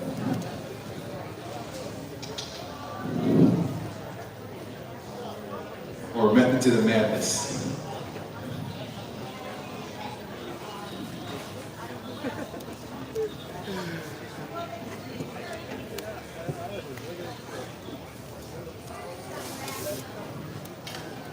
Oh my God. Play that. Right out of the conflict. We got it. And this here is intentional too on the offside because she's used to seeing me here on the side where I do all the action, but if I'm over here and something's over there, it's also something different for a horse. Just gotta make sure you cover that.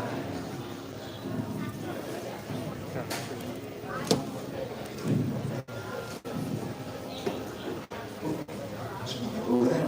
Defends it. There we go. I like kick you guys. Hold on. I'll just get her back for you. See that? Cool. Tremendous out his body. So here all I'm doing is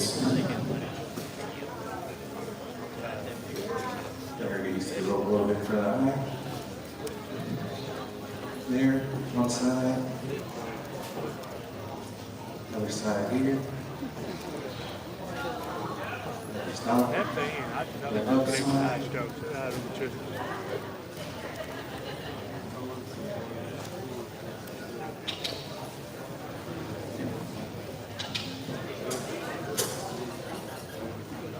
There we go. Exactly. It's not a rhythm kind of a lot of.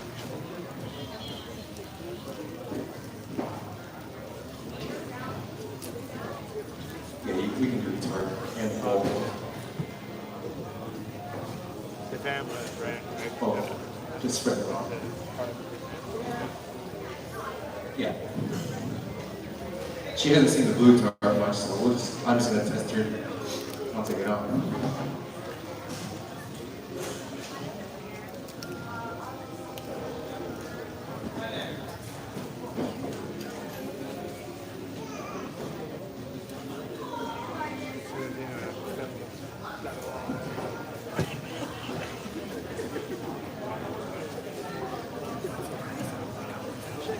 Yeah, like, spit on his hands. Yeah, still people out there on the screen. I didn't like.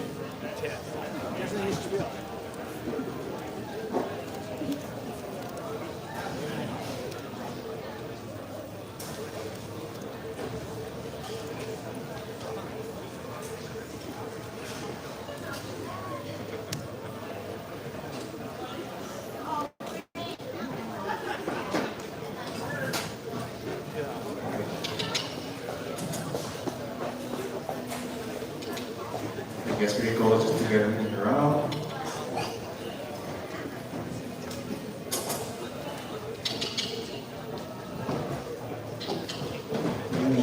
Just so that you know, you've used 25 and a half minutes. Okay.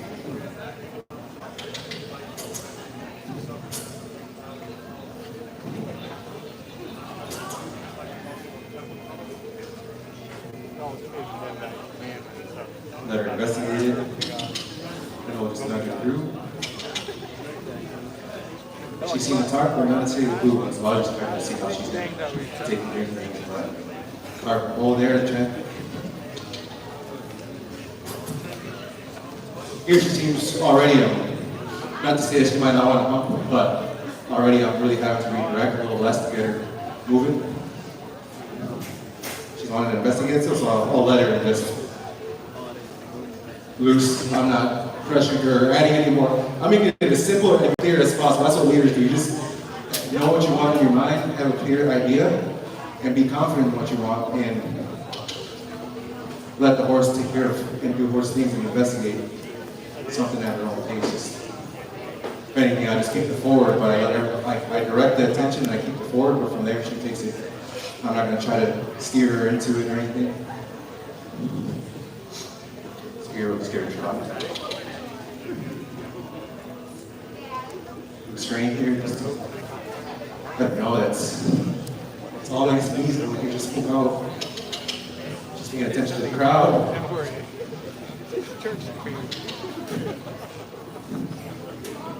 Stop, see how she gets that. Oh, let her just give there, the flags, you see right there. So maybe bad position for my part, but we'll just let her figure it out.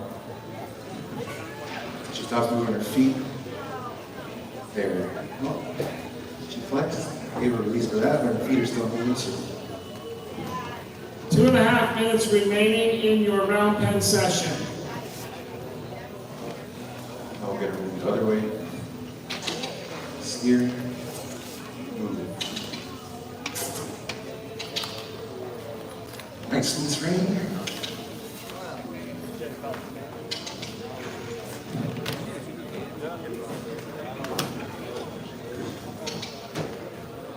We'll get her mixed up a little bit here.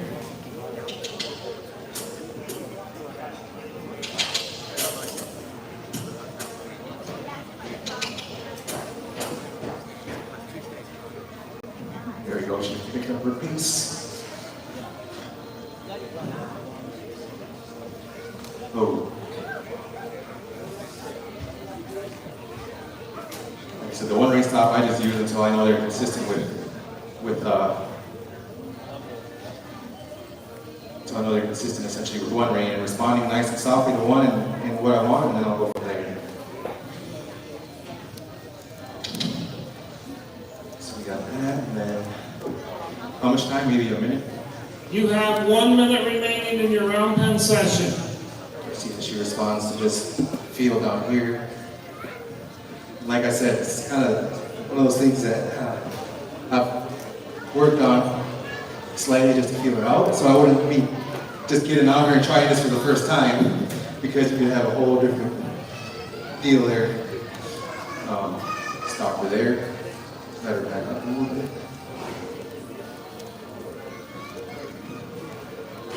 So then, yeah, I think I'm gonna get out.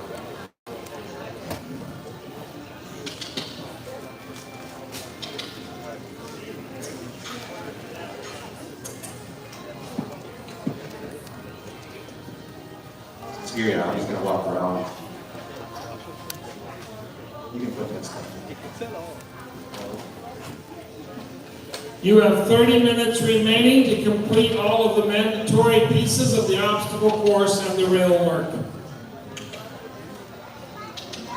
I'll just let her investigate. It doesn't have to be at a certain pace, but she has to keep walking through, so.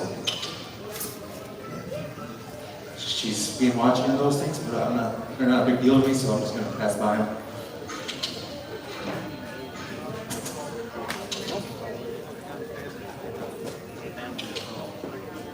Fine.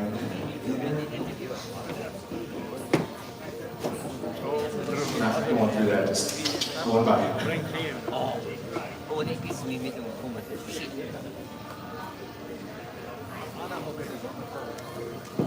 Young can't do that. New, I want to be.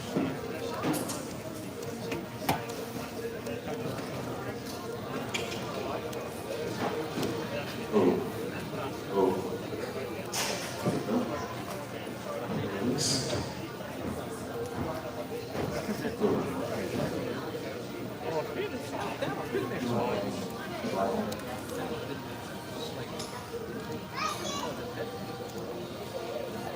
Acho que bem entendeu. É bom.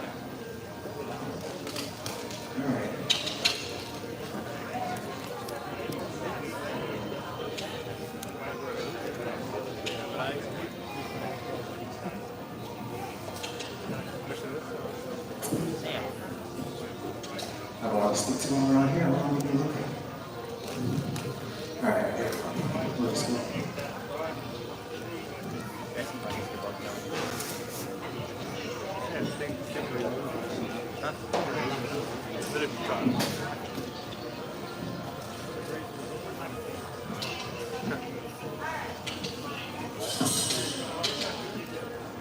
Yes, there she's wanting to go to the gate, so I'm just going to keep her moving. There's pressure when she's around where she wants to be, and no pressure when she's around where I want to be, so make it her idea. But here, just wanted to fight, so we'll just get her not fight, but resist. Daniel, Yeah. your rope is dragging behind, you're gonna step on, judges would like you to. Oh, okay. Stick that there.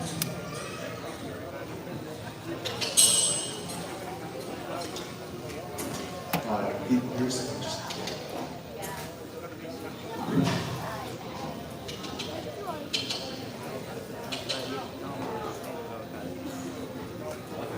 Just feel it out. Try to always offer reminders, just remember to declare anything you do before you do it. Yep. Oh. And you have plenty of time. All right, so I'm gonna walk here left. Larry.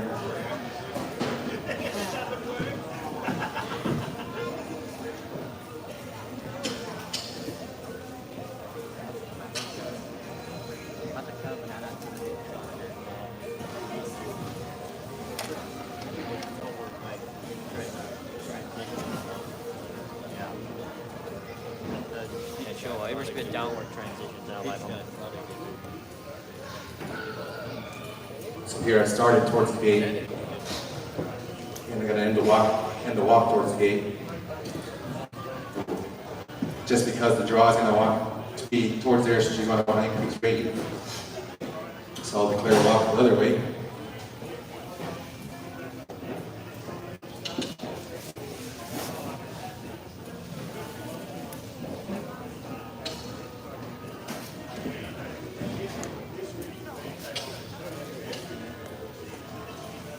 She's wanting to investigate everything and slow down, but as long as she can investigate, she's just gotta keep walking. She can investigate at a walk, just keep moving forward a walk.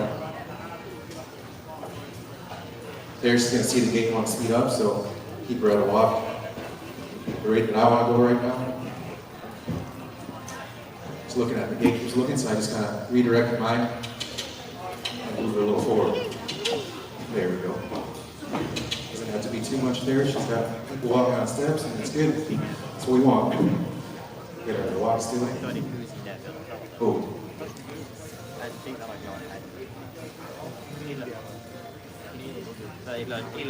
I will trot. Other way. Trot now.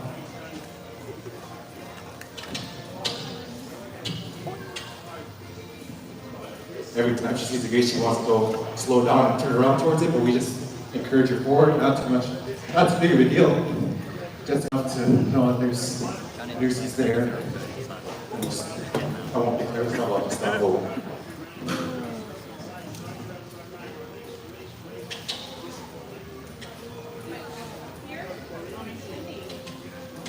Okay. Try the other way, starting now.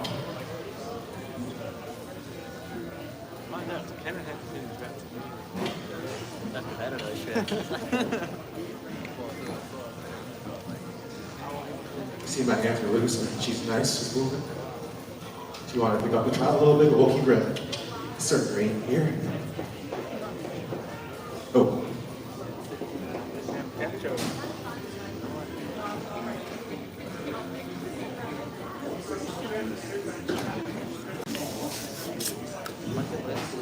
See if we can get the low there. Not yet, not clearing yet. This one's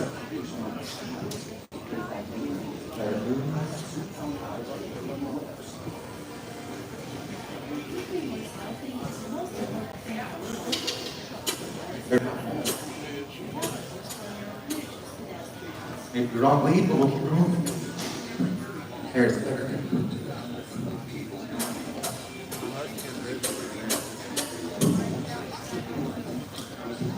All right, we'll slow it down.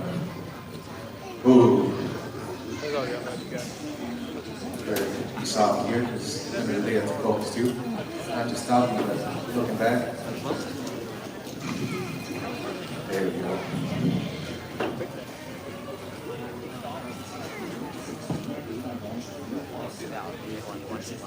Give her a breather, because why not? There she wanted to move. I moved my whip and reins, and she wanted to move, but there's times when it means something, and there's times when it doesn't. She has to pay attention to me as a whole, not just parts of me. So let her know, just gonna redirect it. That this doesn't mean anything right now, because I don't want her to do anything with it. Reins don't mean anything right now, because I don't want her to do anything with it.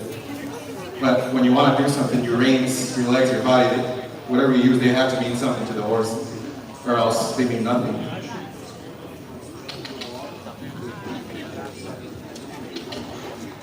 So I think I went right.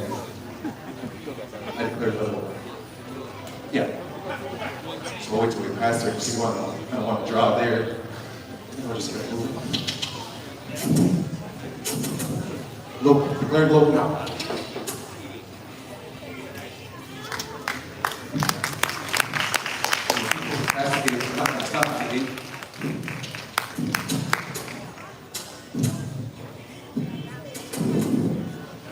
Want to go there, so we're going to keep her on course.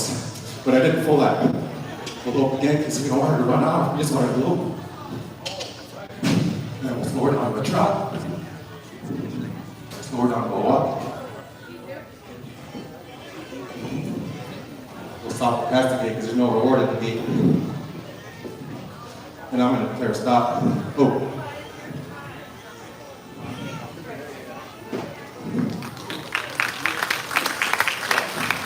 Sweetheart deserves it, so thank you. Alright, so we'll go here. We do a little backward step there. Use my leg here to push that.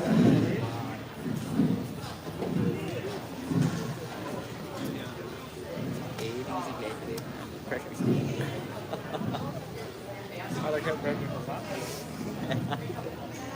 Oh. So here, her backup's been, it's been the tough part all week, so I'm going to see if maybe using the gate as a draw will help her out. Just know where she was at. Get a couple steps there, but there in the backup. That's one. That's two. We'll just hold here, see what she gets.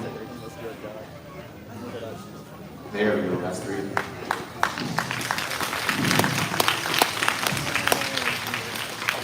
And that just right there is just stick to your gun, stick to the process, know what you know. The backup was all week, you know, you could tell she was trying to brace up to it, but that's really not the horse's fault, it's me, you know, trying to get the points for the competition, when really it's something I wouldn't normally do at the beginning, but also me adding on a lot of things that wasn't all simple. Did the bullseye because it's a little bit harder on the nose, so she's resisting it. It'll be a little bit more pressure for her to just not want to fight as much and resist against it, but it doesn't hurt her. So we'll go through the obstacle one here. I'm declaring one.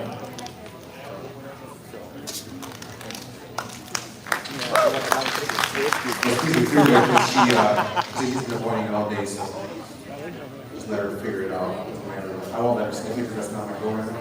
I don't want to get cheating. While there's a little story. We're gonna go through 3, declaring 3.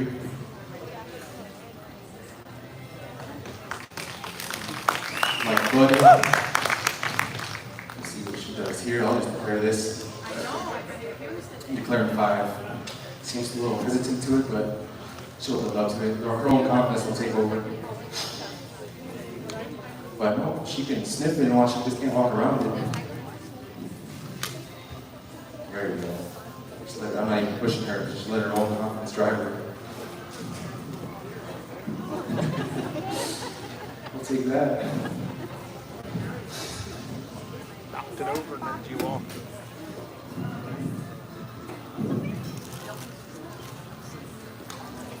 Yeah, I'm still on 5, so walk her across.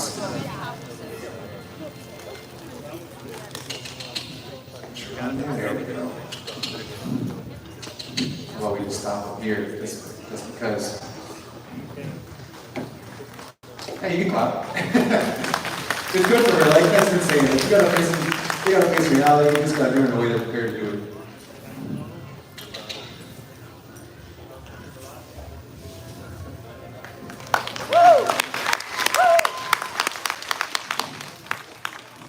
Declaring 6. Any of you barrel racers out there looking for a new horse, maybe this one? Let her investigate it.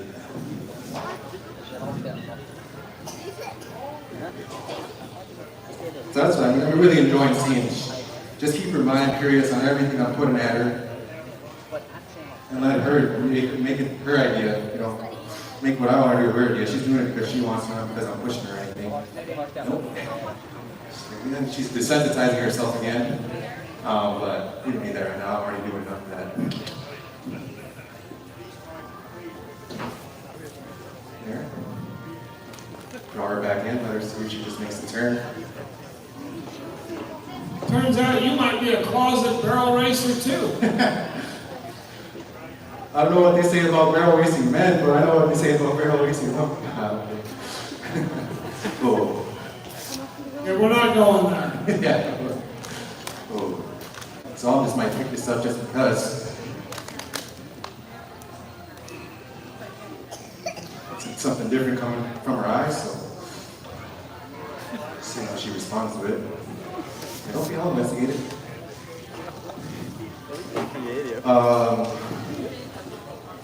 Did I do it? Oh, I didn't. I'll declare 2. Good girl. 2 and 1. Out 1. 3. Yeah. Got the curiosity, but to me it's not a big deal, so I'm not even looking at the tarp. I'll look at it if I need to. I'm still going to go through it, but let her just investigate it again. She can look at it, walk. She's just got to walk through it, but if she walks any other way that's not that way, we're going to redirect. See if she gets a little closer. It's going to walk right there. Like you said at the first day, walking slow is fast, so here I'm not, there's no pressure for me. I know that if I give her the chance to do it.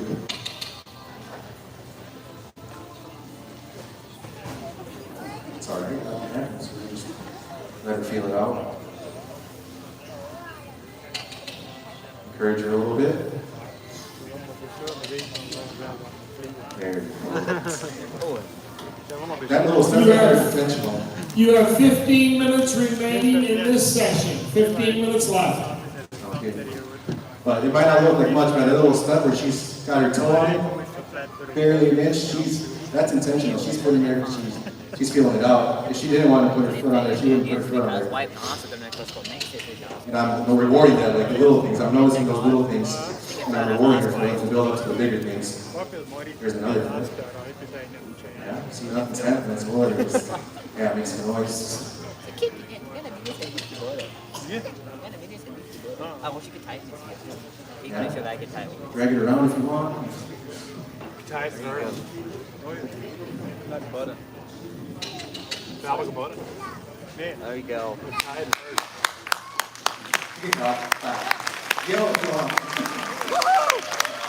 Here, roll for a second. No, it's not a roll. She'll be good.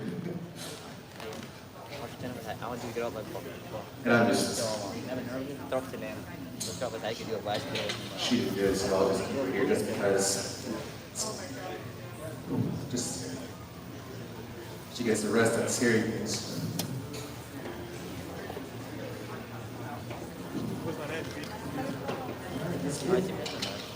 But you got the Kevin Raber hunt never. He's dead for a wonder. Like I said, I'm walking around, I'm not worried about her doing anything, but I'm prepared. If she wanted to jump, I'm right here. One ring. That's what we've been working on the whole week. That's the emergency stop. Get your hands good at that, you'll be running a lot of tough ones.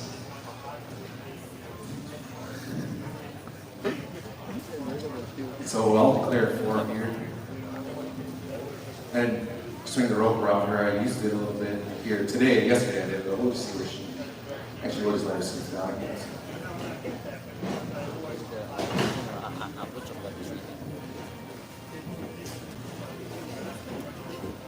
I'm just checking to see if you're as good a roper as Liz. Probably about the same. Like I said, I'm not a roper.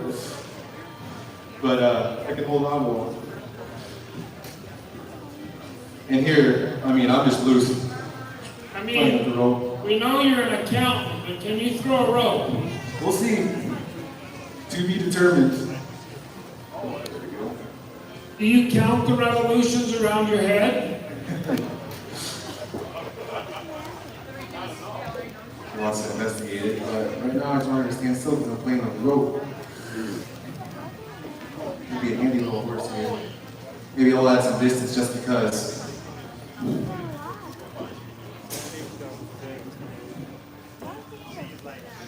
Yeah, you'd be fun. Not bad. See if we can get it over. Over her head, yeah. That works. There we go. Now we'll back her up a little bit, see if she takes a step. There. I'm listening. Get her at the angle there. Definitely put a score. Maybe wrap it around here. Pop them up. Throw the rope off. It's not a big deal.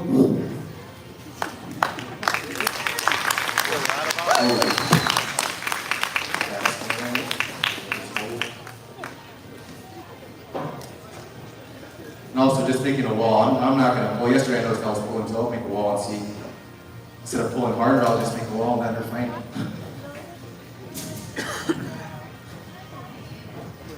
So, yeah. Chasing the gate, what's she gonna do? At the test.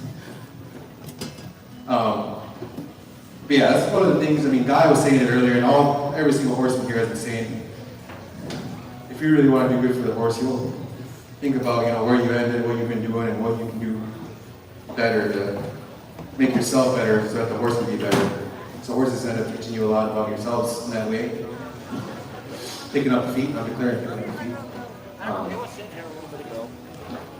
So here, I mean, the backup is a big spot for her, and it was not necessarily, I could have blamed it on her, like Ken's saying, blame the horse, but I knew that it was the pressure and me trying to check the box and me just yanking and doing too much and not being clear, not being a good leader.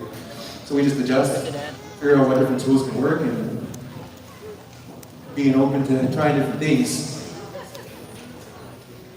Yeah, she's, pretty giving with her feet.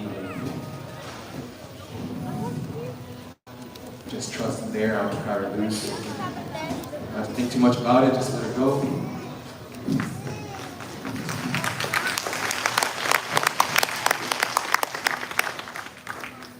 What else?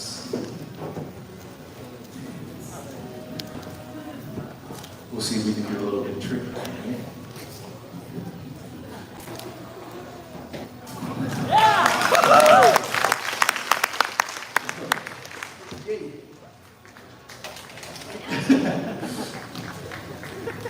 Let's try that again. Just because.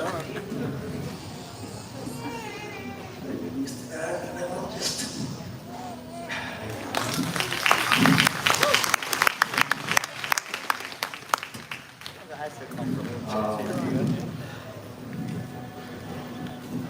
Go ahead and get that. Yeah.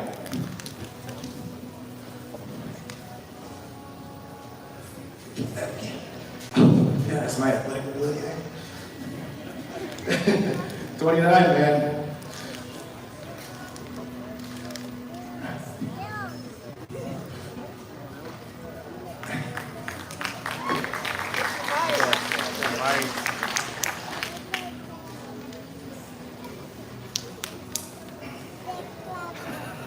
She got exposed to it yesterday. There you go. Now, front. Oh, yeah, those champs need to get on. There you go.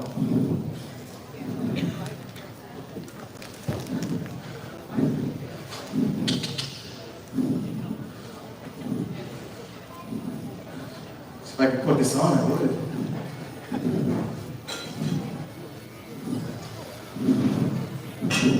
Just let it go, see what happens here, but it's a strong layer.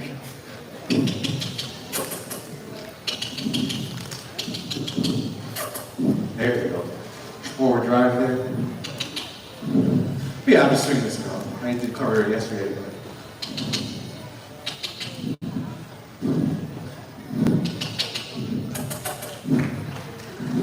you can clap.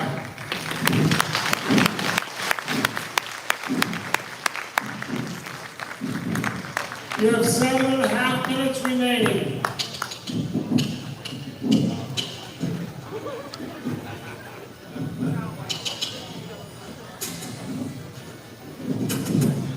Let her keep moving forward here.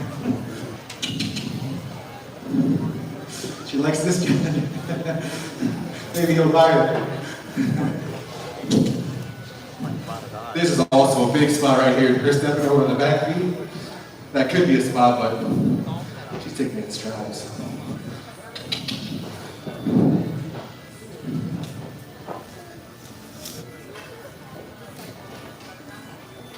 Whoa.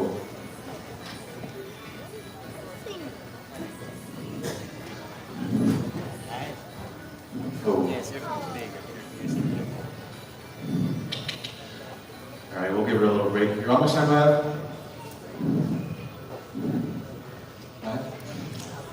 Ooh.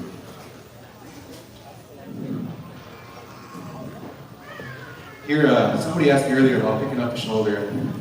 Kind of with newer Colts. For me, from my perspective, I just start going back to the same thing of. You know, you've done a really good job and showed us a lot, but you still haven't landed as gracefully as Liz did. Yeah, about getting bumped out. I mean, if the opportunity arises, we'd love to see it.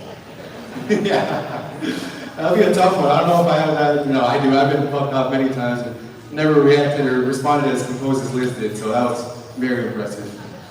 My hat's off because I don't know if I'd be able to handle it like that.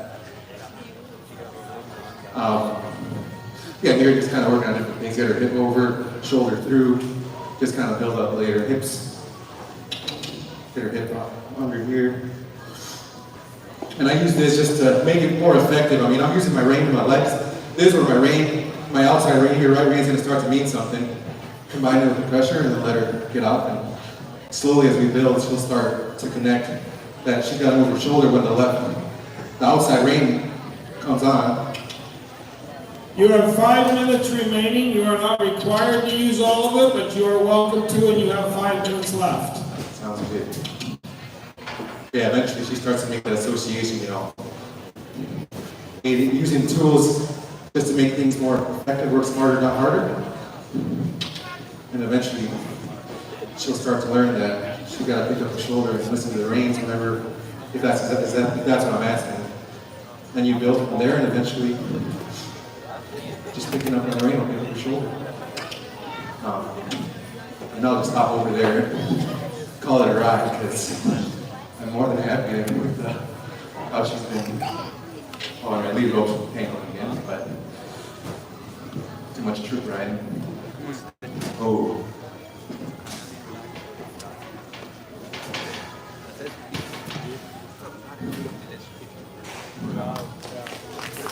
Alright.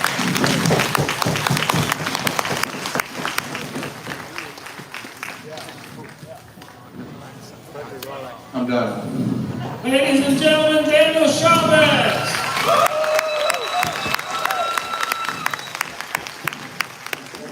Congratulations, Daniel, on a job well done. Tell us what surprised you most today. I didn't expect her to be as flighty to start, but I also knew in the back of my head that I'm not going to have an agenda. I'm just going to start from where the horse is going to be, so just focus on paying attention to the horse, and then creating the game plan from there. Good deal. Well, fantastic job. We're proud of happy here and proud of the job you've done. Well, proud to be here. This has been an awesome experience. Congratulations. Awesome. Where should I leave the horse? Wayne, back to you. Right in the pen. Thank you. We're going to have Thank you, Ken. We're going to have a 15-minute break here for our next competitor that will be coming in.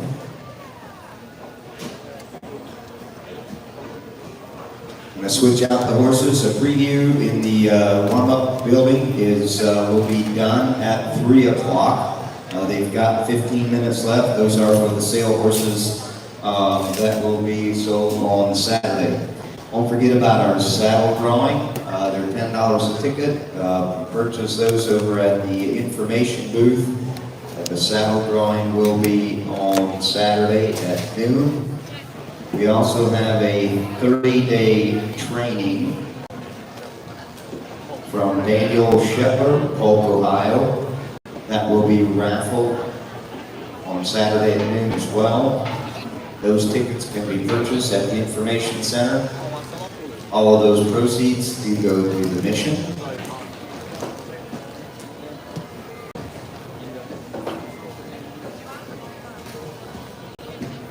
The saddle has been donated by Casey's Western Store.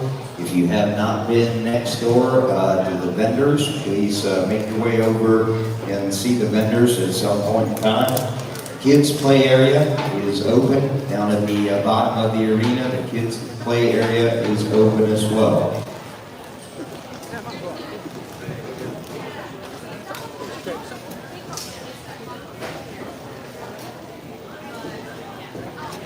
We will start at 3 o'clock. We will start with Liz Beck.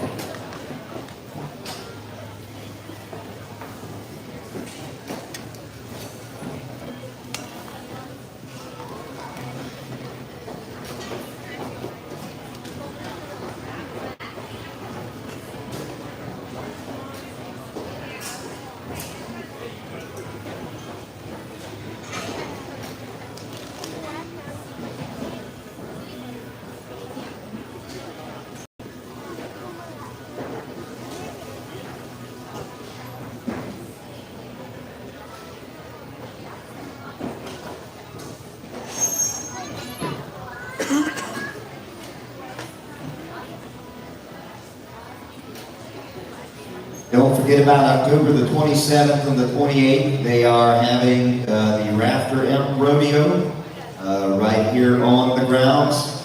Both days, the doors will open at 5 p.m. Rodeo starting at 7. The clown for the rodeo is going to be Dave Showtime. He'll tell you we've got a situation, don't tell the bishop.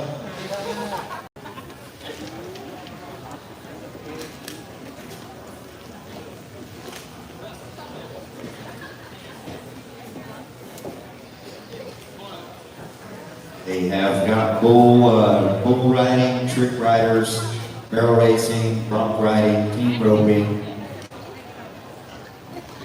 calf roping, the whole 9 yards on the rodeo. That will be on October the 27th, 28th. Breakaway roping, thank you. Breakaway roping as well.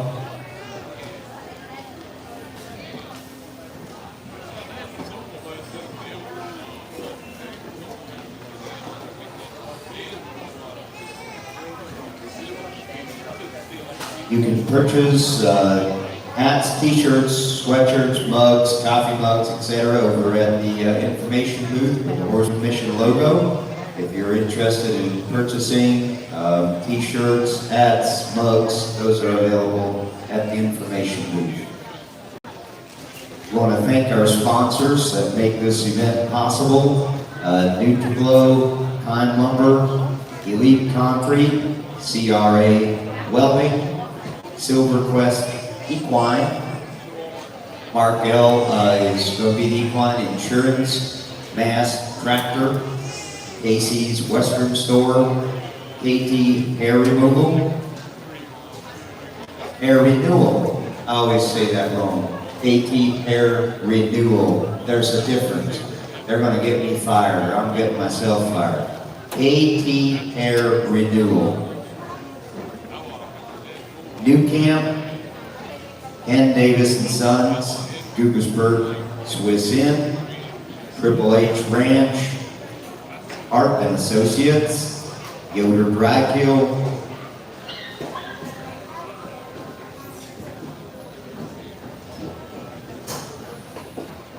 Weaver Leather, Apple Lane Acres, Trail Farm Supply. I believe Trail Farm Supply has provided the round pen today.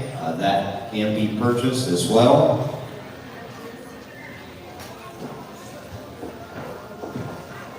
We will have the announcing of the winners and the awards for the competition here at 4:30.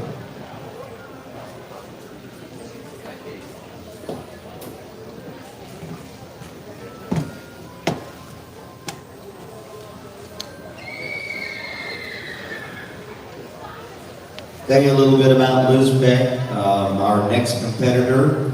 She is 22 years old. I grew up in the saddle and lived on a farm where we raised cattle and sheep. I was always stuck on a pony to help move the livestock and became glued to the saddle. I don't remember a day I didn't take off riding my pony. I started training ponies with my older sister when I was 7 and haven't grown out of it. I was involved in the 4-H and rodeo all throughout school and got my degree in equine studies with an emphasis on training and management. I started my training business, EJB Horsemanship, in 2020 and have enjoyed all the horses that have come my way. I am thankful that God placed the passion of horses in me, and I'm continually looking for ways to grow and learn more about them. I'm excited to be a part of this year's Horseman mission, to be able to use it as an opportunity to grow and better myself. Liz Beck from Bettysville, Ohio, 22 years old.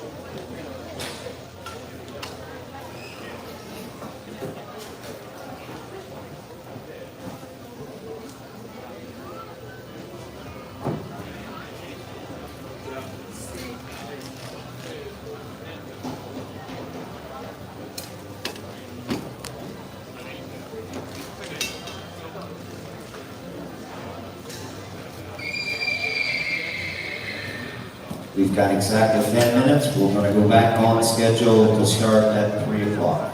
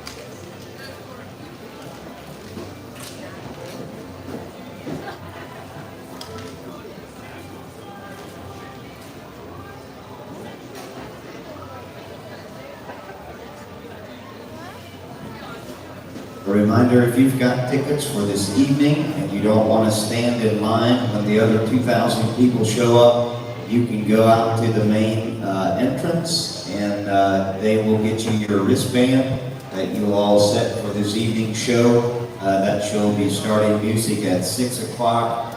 They've got a band coming in, and then the event will start at 7. So if you have tickets, you can go to the main entrance this afternoon, and they will get you your wristband.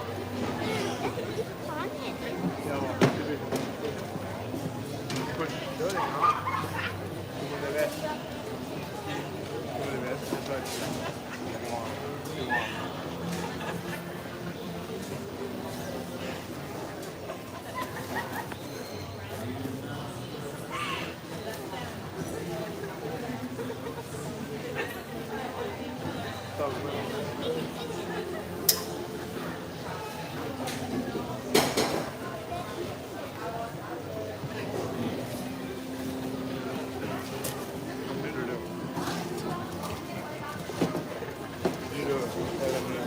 good at that, I remember. Yeah. Evan Hammer. You watch 2X video.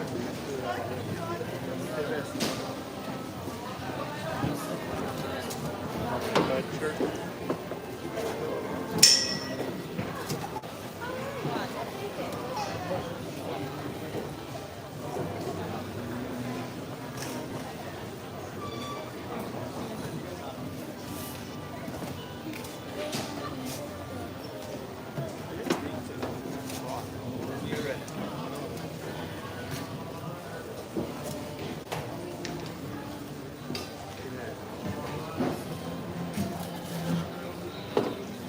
3 minutes.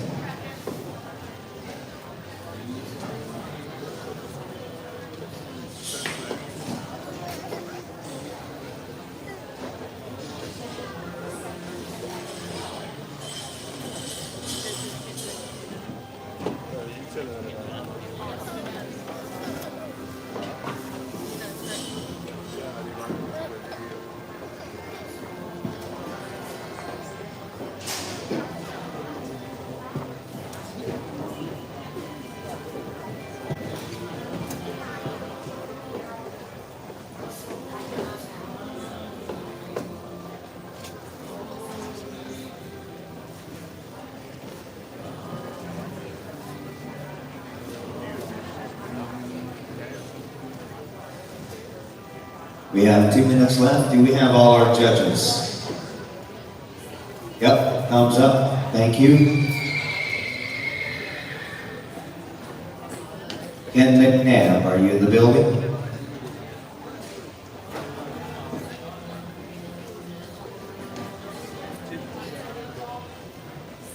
I'm not a mean person. I'm just like a little rooster pecking away, keeping you all in order.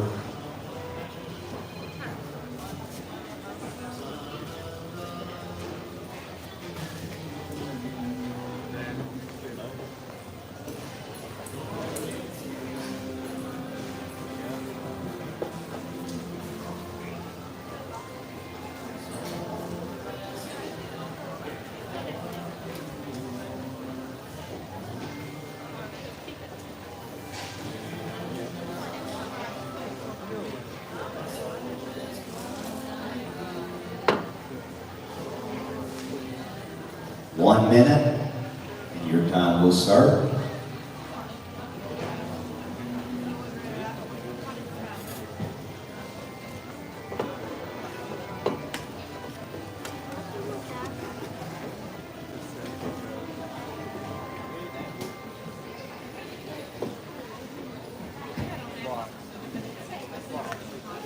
Test it. Oh, there you go.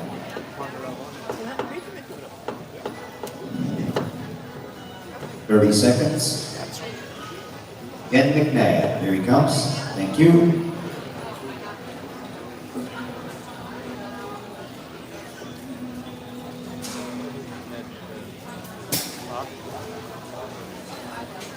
Yeah, but this ain't pretty well.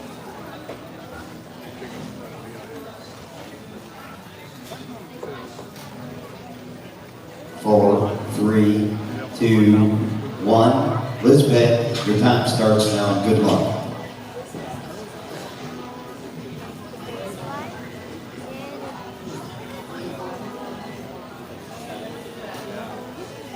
Well, she's getting started here. I'm going to talk to you for a minute about Liz and this horse. Liz came into the competition with a little bit less preparation than everybody else because she wasn't originally scheduled to be here and had to use her as a replacement because she didn't have as much time to prepare.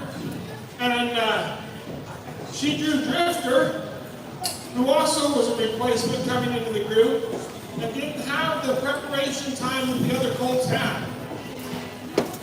So Liz drew this colt. She's done a fantastic job with him. Gained a ton of ground on him yesterday. I love watching her. She worked super hard, did a great job. I love, if you weren't here yesterday, and I know most of you were, but I love the statement she made. She said, I'm not really used to the crowd watching me, Normally, the only audience I have is Jesus and me out there working colts. And I think that's pretty dang neat way to say it. She's working this baby and doing a good job, but she has a lot more to do than everybody else had. There's a lot more ground to make up. This colt just didn't have the same level of preparatory handling coming in, and that puts you climbing an uphill gig the whole time, and she's done a really good job of it. I've admired watching her bring him along, and I think you guys are going to love what you see today. She's just taken off with exactly where she ended up yesterday, expecting him to do the same things he did yesterday, showing the improvements. Go back here and work him a little bit, right? That's what she's going to do. If he has a little hiccup, go back to work on it.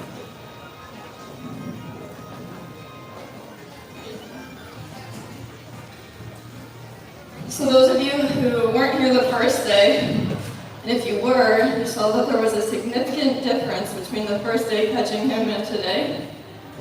The first day it took me an hour to get this guy caught. And today, he walked up to me, and I didn't have to chase him at all today. So I'm super happy with that.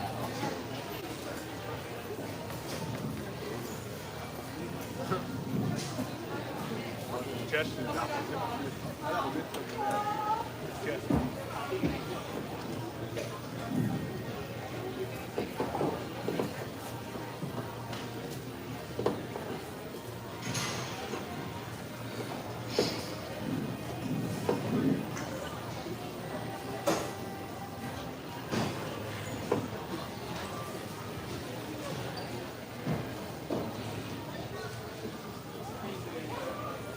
So I'm just going to get to saddling him. I'm going to work on the cinch here a little bit.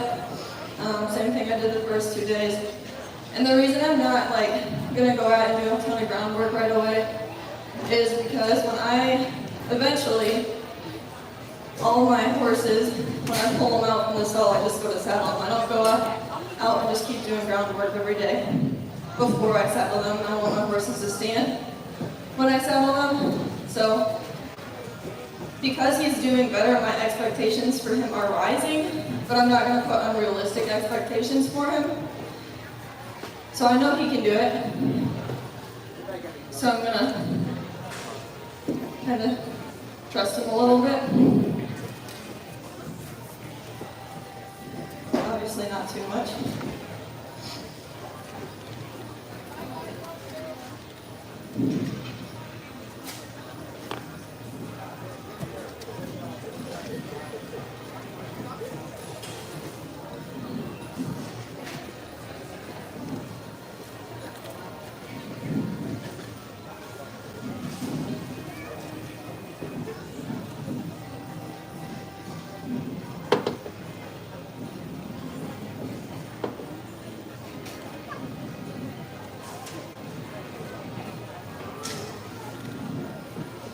All three of these competitors know their scores as they come into this pen, as far as from yesterday, their totals, and they know where they're at. And I can tell you, it's a difficult position to be the low scorer coming into this round, but it's also a good position. Because the reality is, you kind of reach a point where you say, I'm going to do everything I can do the best I can do, and hope the judges see what I've got. Because I know I'm not in a spot where it's just going to happen real easy. So you know what you've got to do, you know what's ahead of you.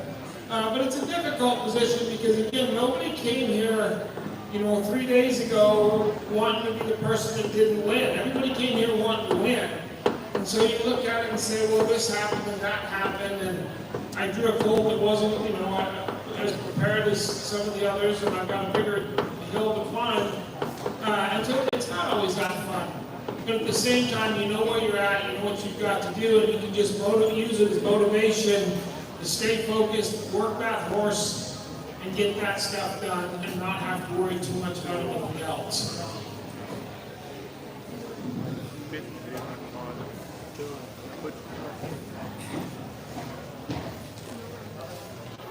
We're going to just stand here so quiet He takes a step here and there, she fixes it, but there's nothing about him that's looking like he wants to kick your head off or anything else. He's just kind of chilling out, relaxed, letting her take her time to back on and just take it in stride. I like that.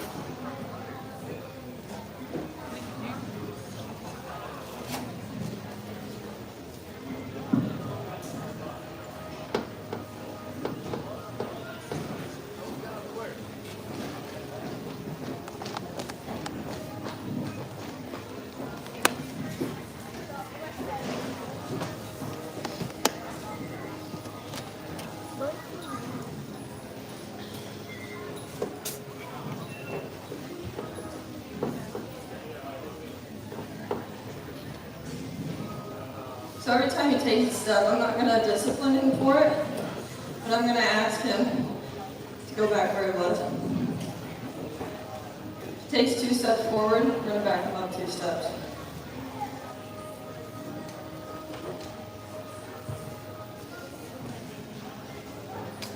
And again, with the back cinch, I want it to be tight enough that when he goes around, it's not going to be slapping him on the belly.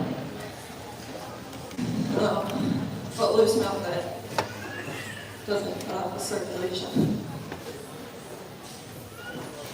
So because I have him saddled, I'm going to go ahead and do some groundwork on him.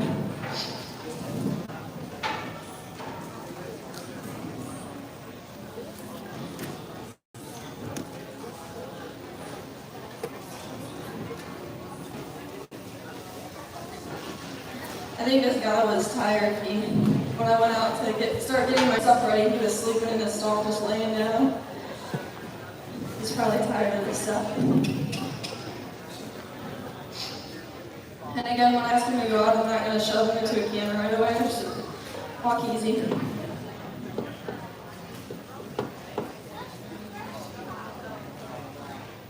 If you guys were here yesterday, you know what I'm talking about. If you weren't here yesterday, I have watched a lot of people start colts. I've seen a lot of people in stressful situations. This colt kind of blew up on her yesterday. He got his head turned away from her and the lead rope on the wrong side. And she was in the wrong spot. He put her in the wrong spot. She wasn't in the wrong spot. But he put her in the wrong spot. And it was a spot where most people would have jumped or hurried or panicked. I've never seen anything so smooth. When she stepped over there, it took her 2 steps, and she was right back in the spot where she needed to be, and she picked that lead rope up, and or she already had it, she added pressure to it, and just diffused the whole situation. And I've enjoyed watching that with Liz. Everything she does, she just goes at it with a really consistent, smooth approach, and just helps this colt along, and I like watching that. She does a nice job. So there we wanted to walk after I disengaged his hindquarters because he kept walking, I just kept disengaging. The same thing, this is what I wanted him to do. I wanted him to face me and just sit. His energy doesn't have to be high, my energy shouldn't be high. I just want to sit, let him think about it.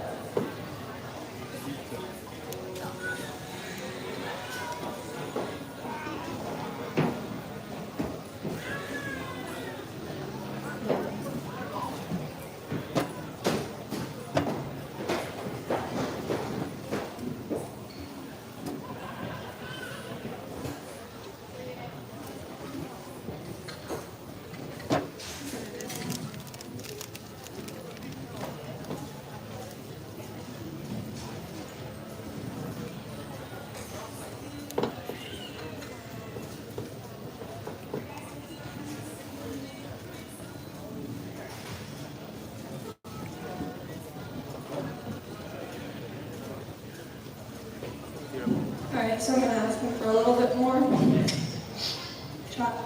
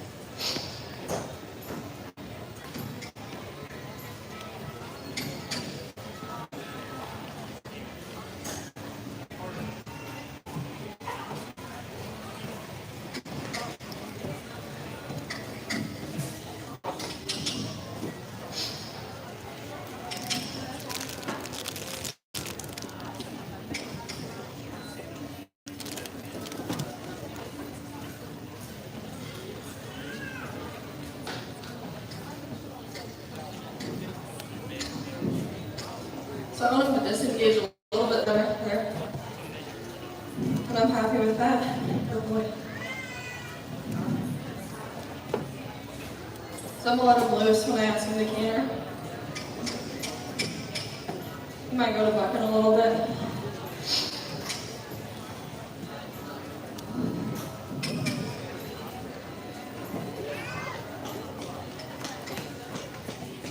And again, I don't want him to turn to the outside, so it's a little bit safer for them to turn to the inside. And when they're turning to the inside, their attention is on you a little bit better opposed to turning to the outside. Good. Good.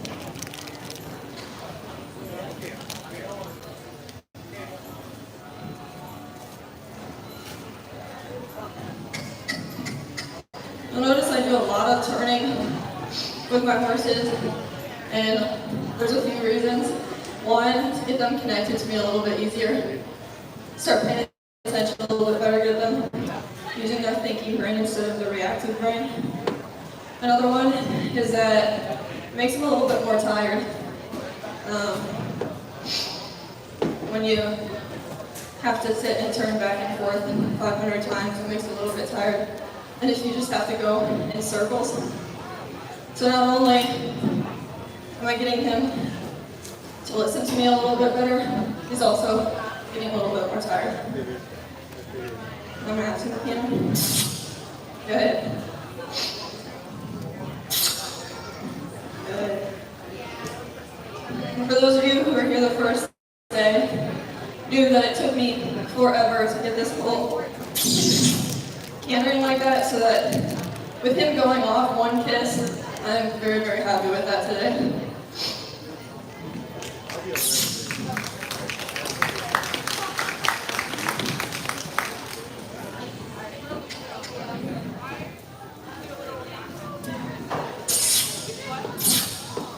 And if I have to reinforce with the whip, I will.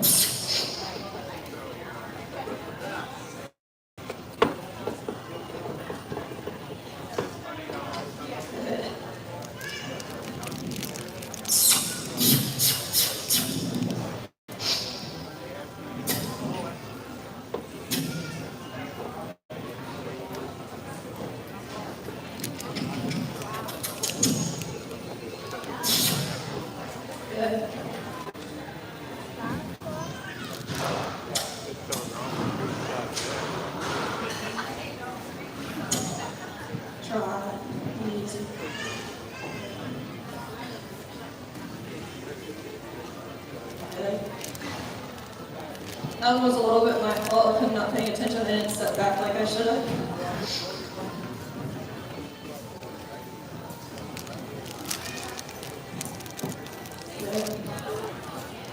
You have 15 minutes left in your 30-minute round pen session.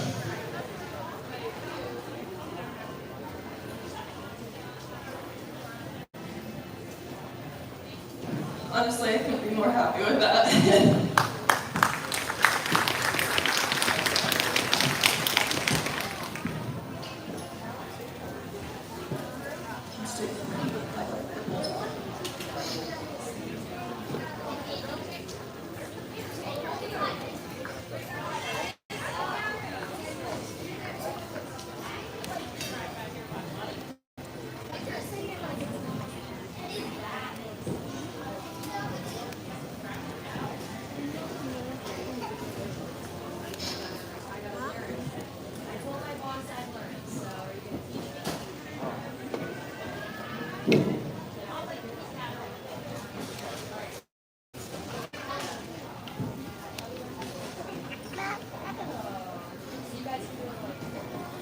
This part was probably one of the hardest things for him to get yesterday. When I have him turn, I want him to stop. Especially for if we end up getting out of the round pen. I want him to know as soon as I turn my hand this way and hold his head, he's going to stop. And I need to know that I have placed that there for him to actually do it. I don't want it to be like a, oh, well, let's hope if he's there, because things can go south very easily. Good.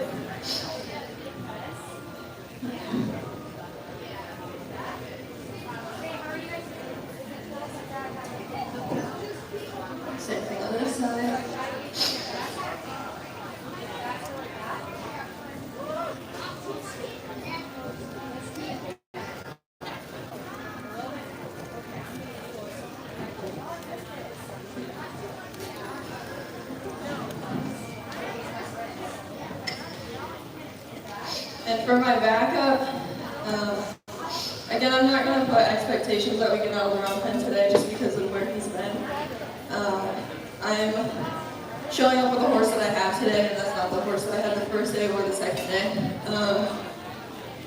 So if we don't get out of the round pen, I'm not going to make a big deal of it. No big deal. If he can't handle it, I'm not going to do that.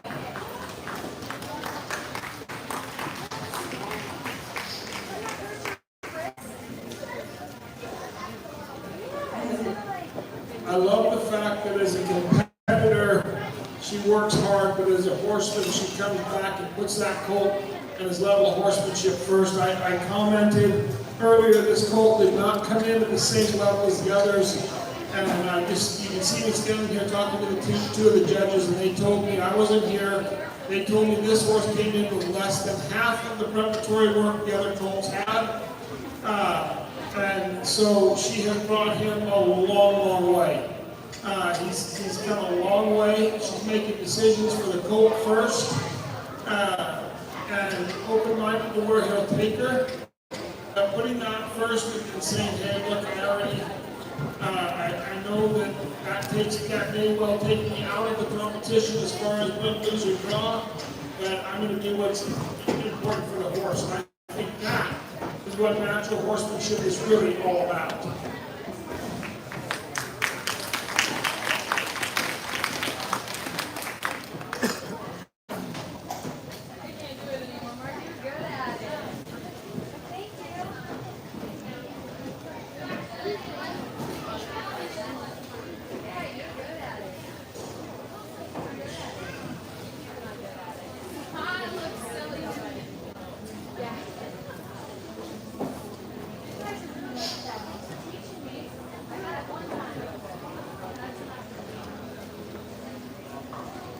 As a competitor myself, I've lots of times spent a lot of time working on something that maybe the judges didn't even necessarily value what I was doing. And certainly maybe it looked like I was spending time on one thing when I should be working on another. But in my mind, it's my leg going over that saddle. That means it's my butt sitting on his back. And that means it's my hand hitting the ground if it goes bad, right? And then I firmly believe and have believed all of my career that you are responsible for this horse's reputation, 100%. The trainer is responsible for how this colt goes home and who gets on him next. You're training for the next rider, not just yourself. And so if this horse's reputation is the one that says, oh, he knocked off the last rider, that makes the next person hesitant to even get on him. So you make those decisions that aren't always fun to make, but they're the decisions you make if you're putting the horse first where it belongs. So I'm going to start to do my wandering circles here. Those of you who were not here yesterday, I'm going to position my body parallel to him. Because if I were to face him and face his hip, it's going to send his hip away, which would be giving him mixed signals because that to him says, oh, I should just move my hips away from him.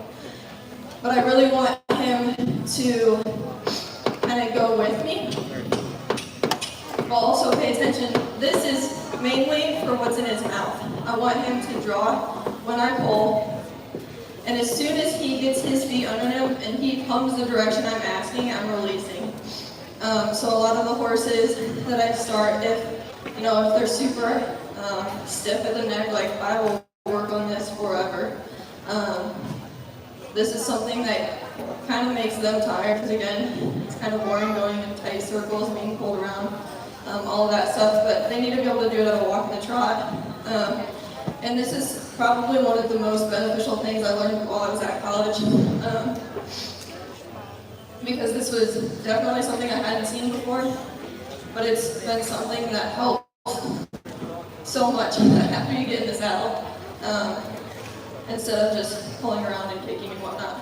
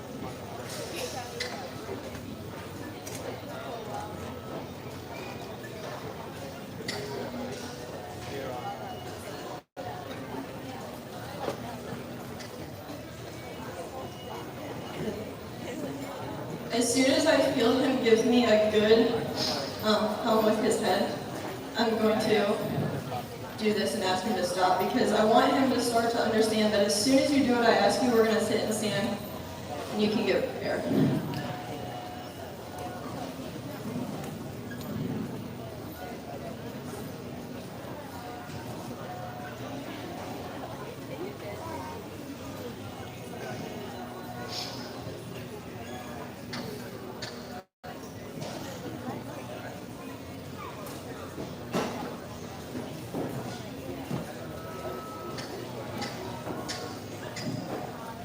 And I'm going to keep the pressure there until he comes to it.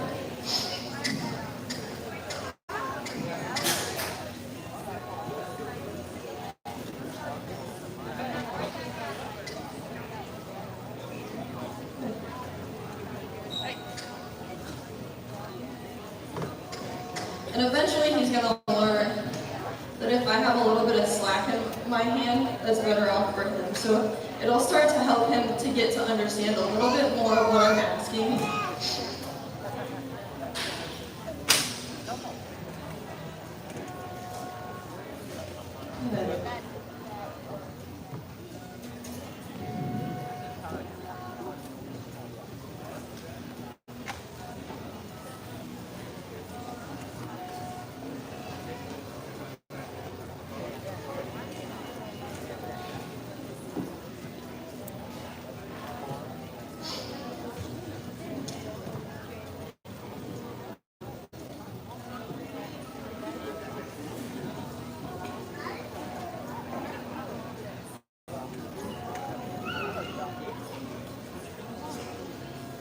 He's a lot better on this side. I don't know if you guys can see, but he's giving me that slack and he says, yep, whatever you ask, we are going that way.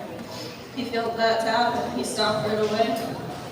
Just keeping you appraised, you have 5 minutes left in that 30-minute round pen session. So with where he's at right now, I know we're not going to make it out of the round pen within 30 minutes. But we'll keep working on the round pen. And I guess we'll see where he gets today. So I think that's better for him and better for me too. So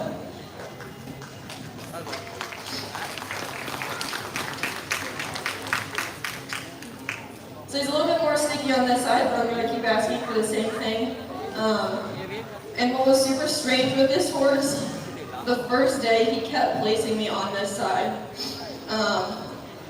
And it was strange to me because I haven't had a horse where they placed me on this side, but everything else on the other side came a little bit better to him than this side. Just as some people are right-brained and left-brained, same thing with horses. So we just have to be able to work through that. So he's pulling me a little bit, I'm going to pull on him a little bit, he gives, I give.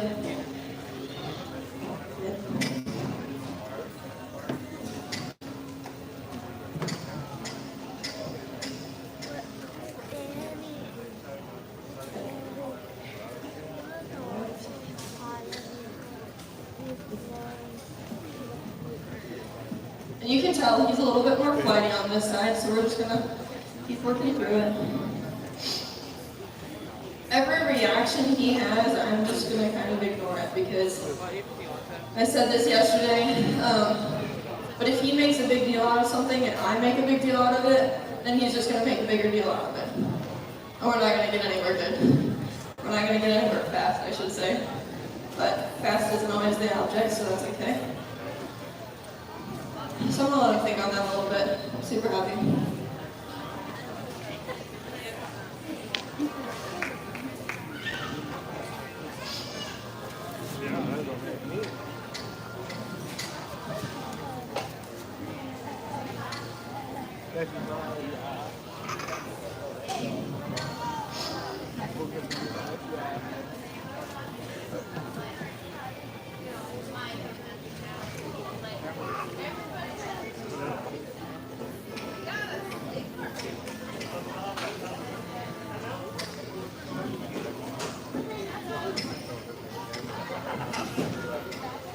You watch as Colt is responding to her in so many ways, so positively.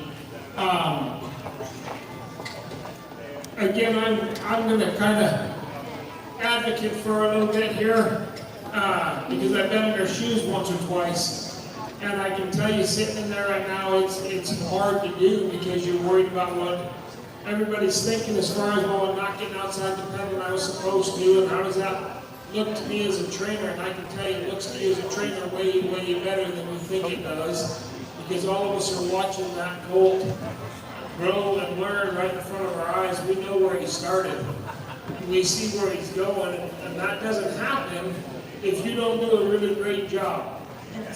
So as you were watching, this Colt just keeps changing and trying, and she keeps releasing. One of the things I preach more than any other is release. Nothing teaches, your horse learns to release, not through pressure. Pressure only motivates him to learn. Release teaches him. And she keeps releasing this Colt. If you watch how soft he's gotten, the change even from yesterday to today is just, it's night and day. I love what I'm seeing. I love watching. This is actually as much fun as anything to watch, because you're watching that horse morph and change right in front of you and turn into a voting citizen.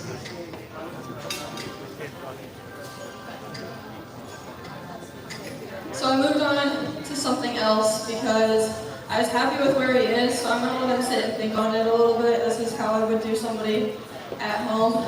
And now that I've taken completely the competition part out of it, I'm just going to work me and the horse. And we're just going to kind of do what I would actually do at home. I really like to be able to kind of split things up, to be able to let them think about more than one thing and work on one thing and then move to a next and not go full force at one thing all at one time. So you saw he was starting to get a little reactive there. So I'm just going to take him back to the side again and say, yep, we can just take a little deep breath here. You don't have to be reactive, and you're the one kind of making the big deal, not me. And you see he's at least walking towards the bridge a little bit better than he was in the beginning.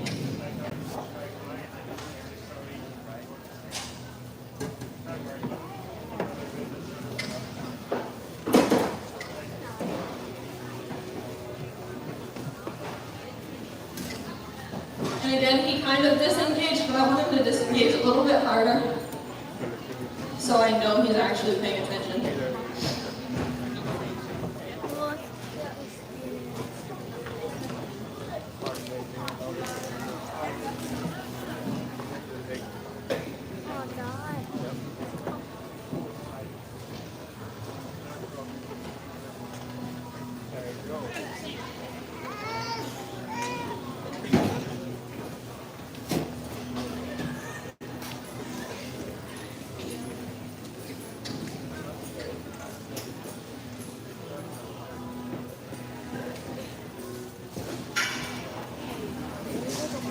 And I'm okay with that because he was too close to me. And if he's going on the other side, that's okay because he's still willing to get close to it. My mom is a behavior analyst, so I get this part from her.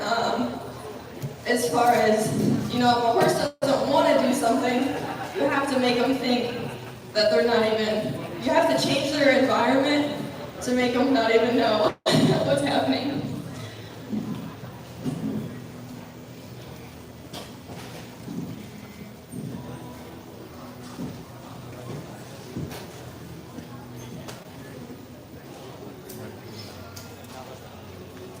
And again, I'm not asking him to trot, so we're just going to go back each direction a little bit. He's kind of being dramatic again, which is completely okay. And he almost just walked over that bridge and didn't even know he did it.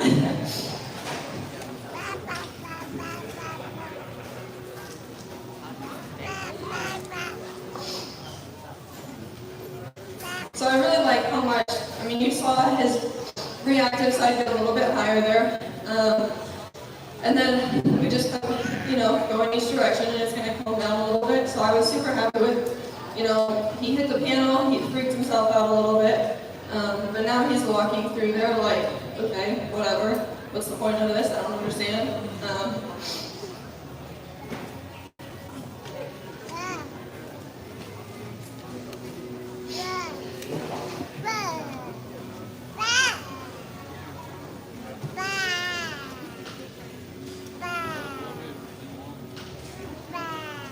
And there he even tapped the bridge, which is good. He didn't do anything after he tapped it, so I'm really happy with that.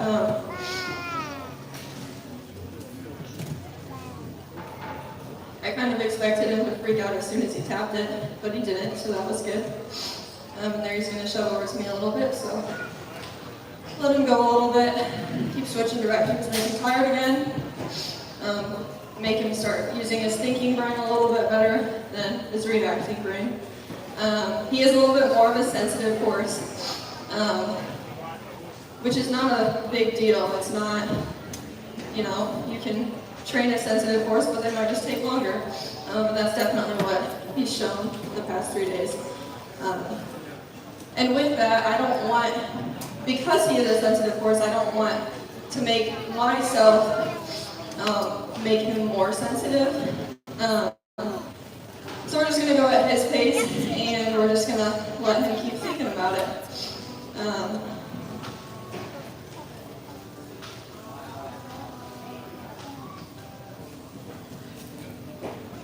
So I'll start making my way over to the bridge a little bit again. And I could, you know, I was thinking, as I was supposed to be sleeping last night,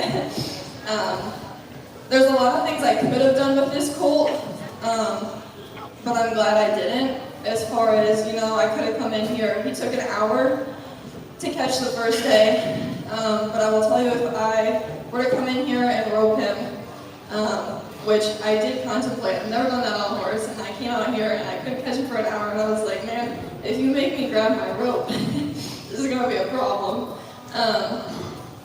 But if I would have done that, he would have been a lot more reactive than he is, and I can sure tell you that he would have not come to me like he did today. So knowing with how reactive he was in the beginning, so I'm going to disengage him there. And for where he's at right now, I know that it is possible to get a sensitive horse on the thinking side of their brain. There he starts licking and chewing, so that's good. So what I'm going to do is I'm going to put this a little bit closer to the wall. I'm not going to shove it all the way because I still want him to think there's a little bit of a gap there, but I'm probably going to step on it, but he doesn't know that. So I'm going to shove him over there, and there he's looking for it. And he's clicking his feet on it, so that's good. He doesn't care.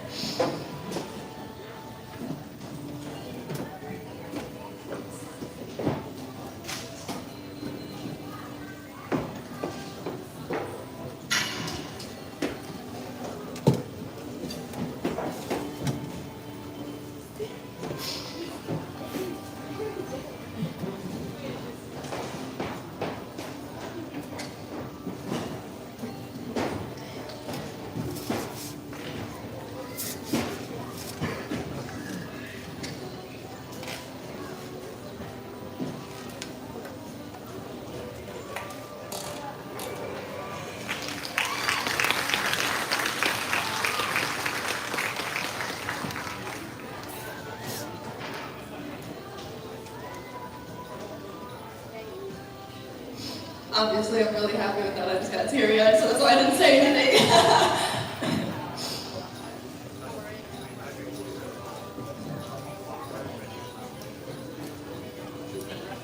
So again, because he did that calmly, I'm just gonna make it a little bit smaller. And that's okay. You can do it. Yeah.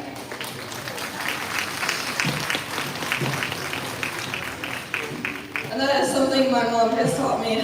She used it on me when I was little and it worked. So that's why I kept doing it on horses, I guess. And that's okay. Can I say help?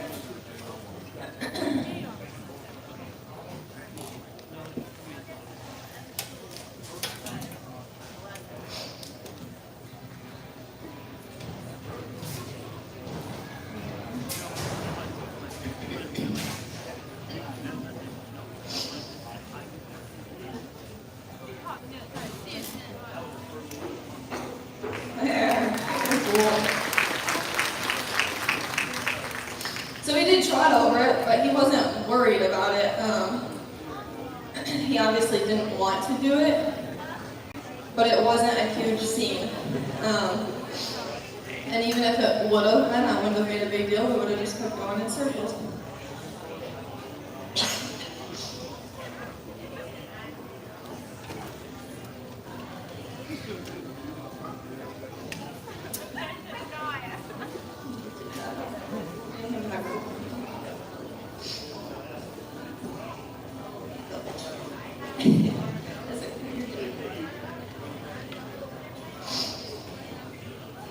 So it's a good thing I'm not going out and doing the obstacles because they didn't tell me what I would be roping, but I brought my breakaway rope instead of my heading rope, so it's a good thing. I don't have to rope it today. I was hoping to find out if you could rope, because the other two clearly needed help.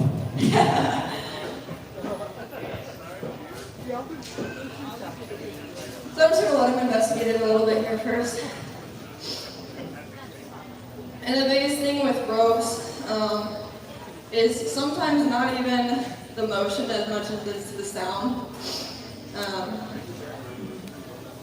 Just an appraisal of your time, you have 20 minutes remaining. Thank you. I'm just going to rub it around him a little bit.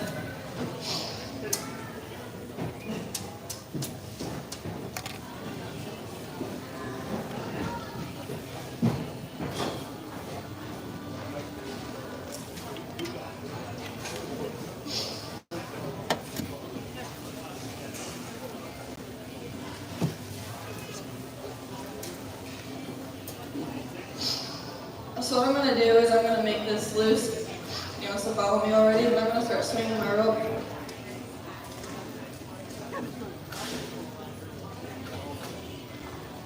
And I can hear it above my head. He can hear it above his head, kind of ish above him, more so in front of him.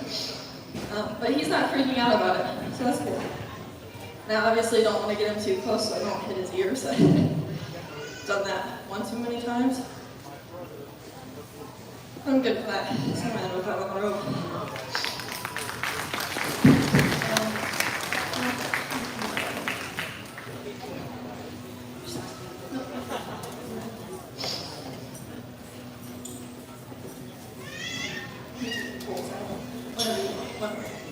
Nope.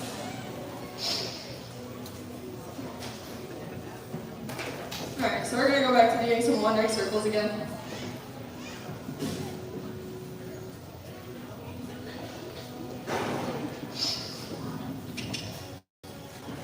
I had to switch my split reins because I had a little bit of too thin ones, and he was quite sweaty yesterday. And when he had his little fits on me when I went to go get on, and my hand kept slipping, so I was like, good. The thicker reins today, yeah, right?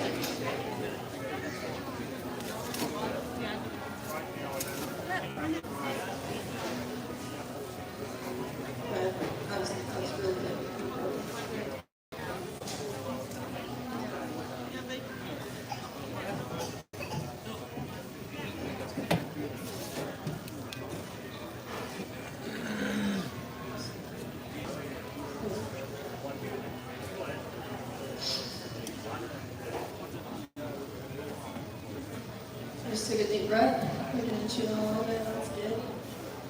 You guys, this horse is a really smart horse. He's got a good future. That's what I was talking about earlier when I said all three of our competitors see the best in their horse and they show it in a positive light.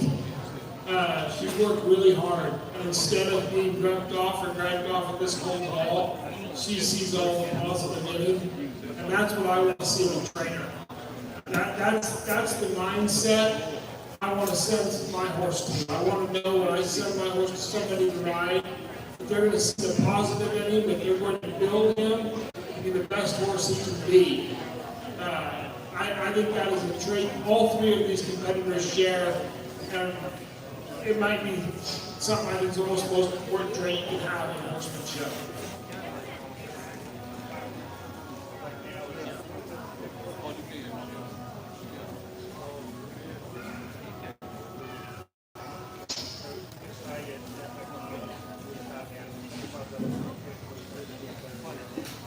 It's got a little bit of personality too, so I go back my foot a little bit. I'm not gonna make a huge deal out of that again.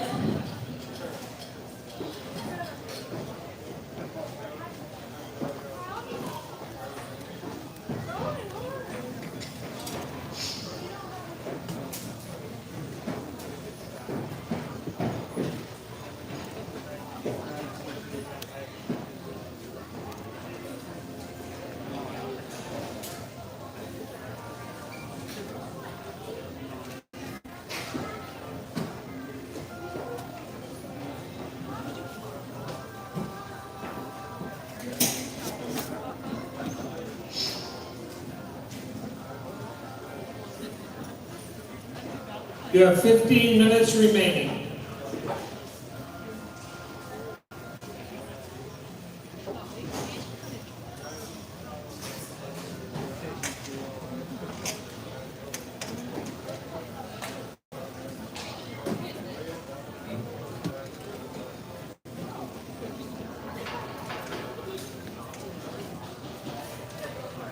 So I was gonna step on him that time, but he didn't stop, so I released the stuff. But also you saw he got pushy into me, and I don't really deal with pushy horses well, and I'm not gonna be mean to him back, but I'm just gonna put my hand up there because what horse wants to run into your hand?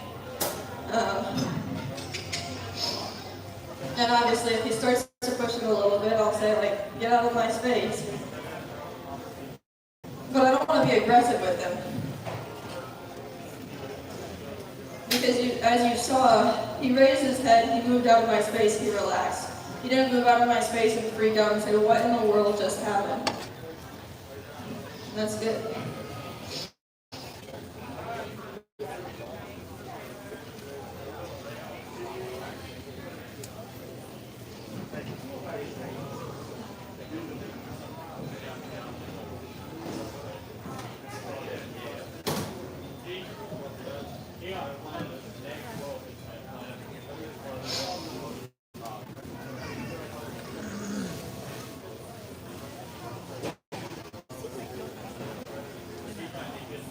And again, same thing. I wanted to step up, but I'm not going to because he's not ready on this side yet.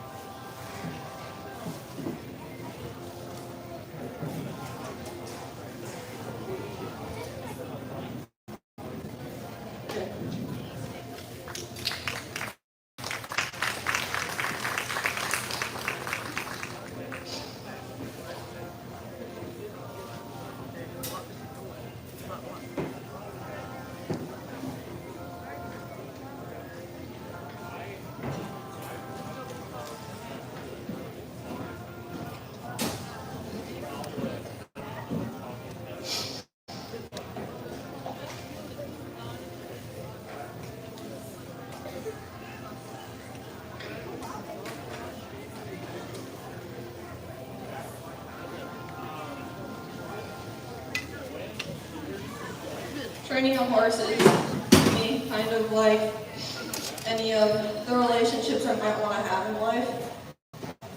So any relationship that I have, I don't want somebody to come in and boss me around, tell me what to do. with any relationship, you have to have trust. And you can't get anywhere without trust. But you also can't really start without having some sort of starting foundation of trust to be able to build on it. You don't, I mean, none of the close friends I'm sure any of you guys have are people who you don't trust.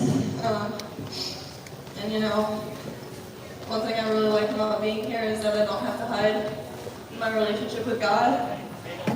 And same thing, training horses, there's a lot of analogies out there with how training horses is how our relationship is with God. Anything from, you know, there's obstacles in our life that draw us closer to God, even in friendships too. When you have something difficult that you go through together with somebody, it makes your connection and trust stronger. And that's probably one of the main reasons I love training horses. Because there's just a connection with them that you feel with God and you feel, you know, with the animal themselves. And I think that's something that's super unique. You know, a horse can hurt you with one kick. You know, it doesn't take a lot for a horse to put you to the ground. 10 minutes remaining.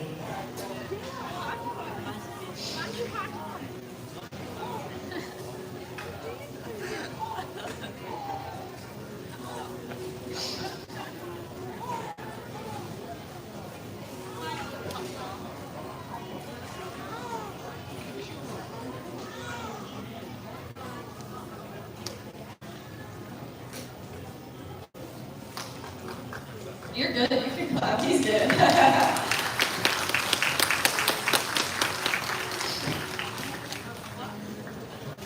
If you came to Horseman's mission to learn how to start a Colt, you've got to be going home with your head swimming full of information. If you came to Horseman's mission to watch great entertainment and great competition, you've been absolutely thrilled with everything you've seen.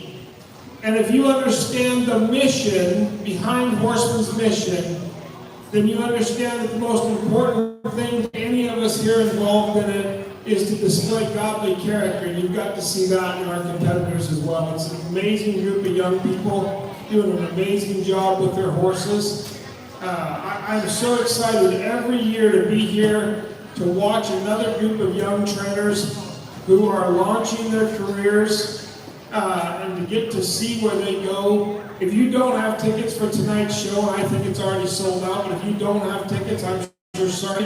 If you can find your neighbor that's got one and, you know, knock them off and take theirs, because you'll enjoy it. I'm telling you, I don't think that I really just said that quite the way I... Anyways, get a ticket any way you can, but don't kill anybody. Godly character went out the window if we're talking about tonight's tickets. Sorry, yeah, anyways, never give me a microphone for too long, I'll say something eventually. But the talent that you see tonight, starting at 9 years old, good job. Give her a round of applause. She deserves every bit of it.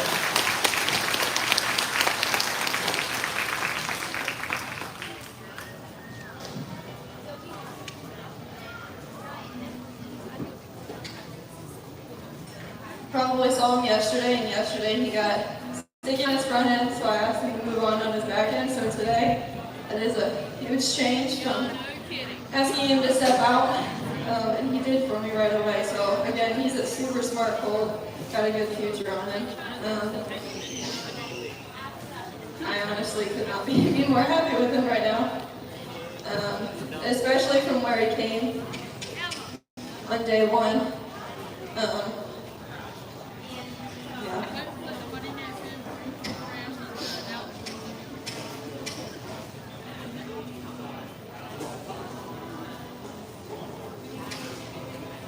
So he's starting to wander a little bit over here. So I'm gonna release him right a little bit over here to let him come over here a little bit. If he wants to turn, we'll go ahead and turn.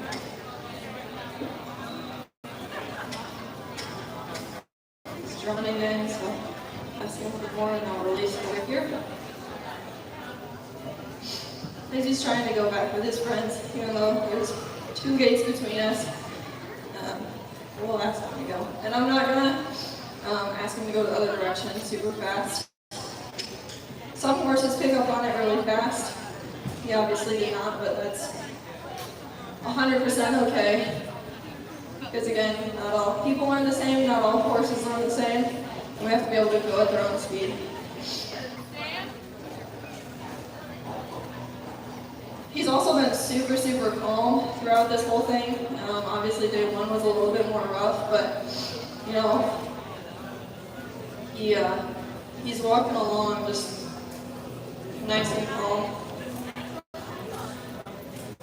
So I'm going to sit there a little bit. And if anything goes south, I'm going to be able to turn him. I just want him to sit.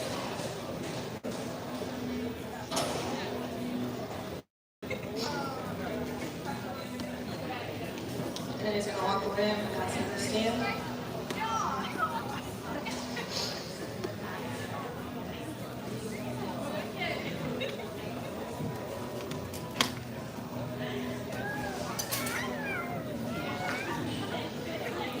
And I'm really, really happy with that, so honestly, we're just going to end there.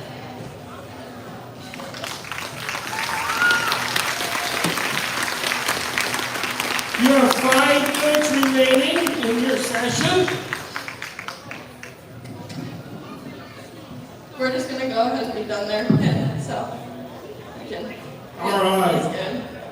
I tell you what, ladies and gentlemen, let's give Elizabeth a round of applause. She's going to take her tech off. I'm going to brag on this young lady.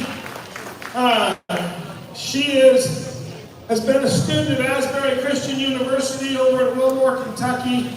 And I have been impressed this weekend with everything that I have watched her do.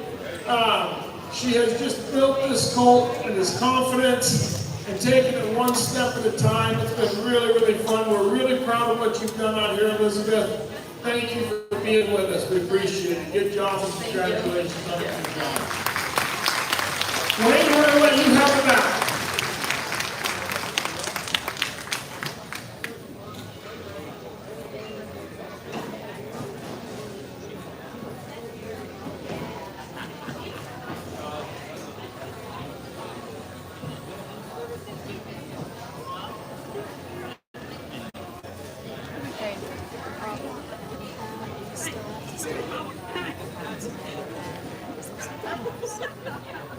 We have to stay for the, like, we're gonna end at 116 and then do the 16. Because then people here. That means the table in this TV where you're gonna have to do that at home. So, like, either of us can run it to the RV, so it's at least an RV. Like, both of those. Yeah. We will get our judges tallying those scores, and I am sure that we will announce a winner here before too long. These judges have sat around all weekend and think they can do something fast like that, these scores up, but I'm not sure we're going to get there real quick. 4:30 is scheduled for all the competitors to come back into the arena, and then the announcing of the winner and the awards will be taking place at that time, 4:30. Adding scores is above their pay grade. We're just lucky they can even scratch their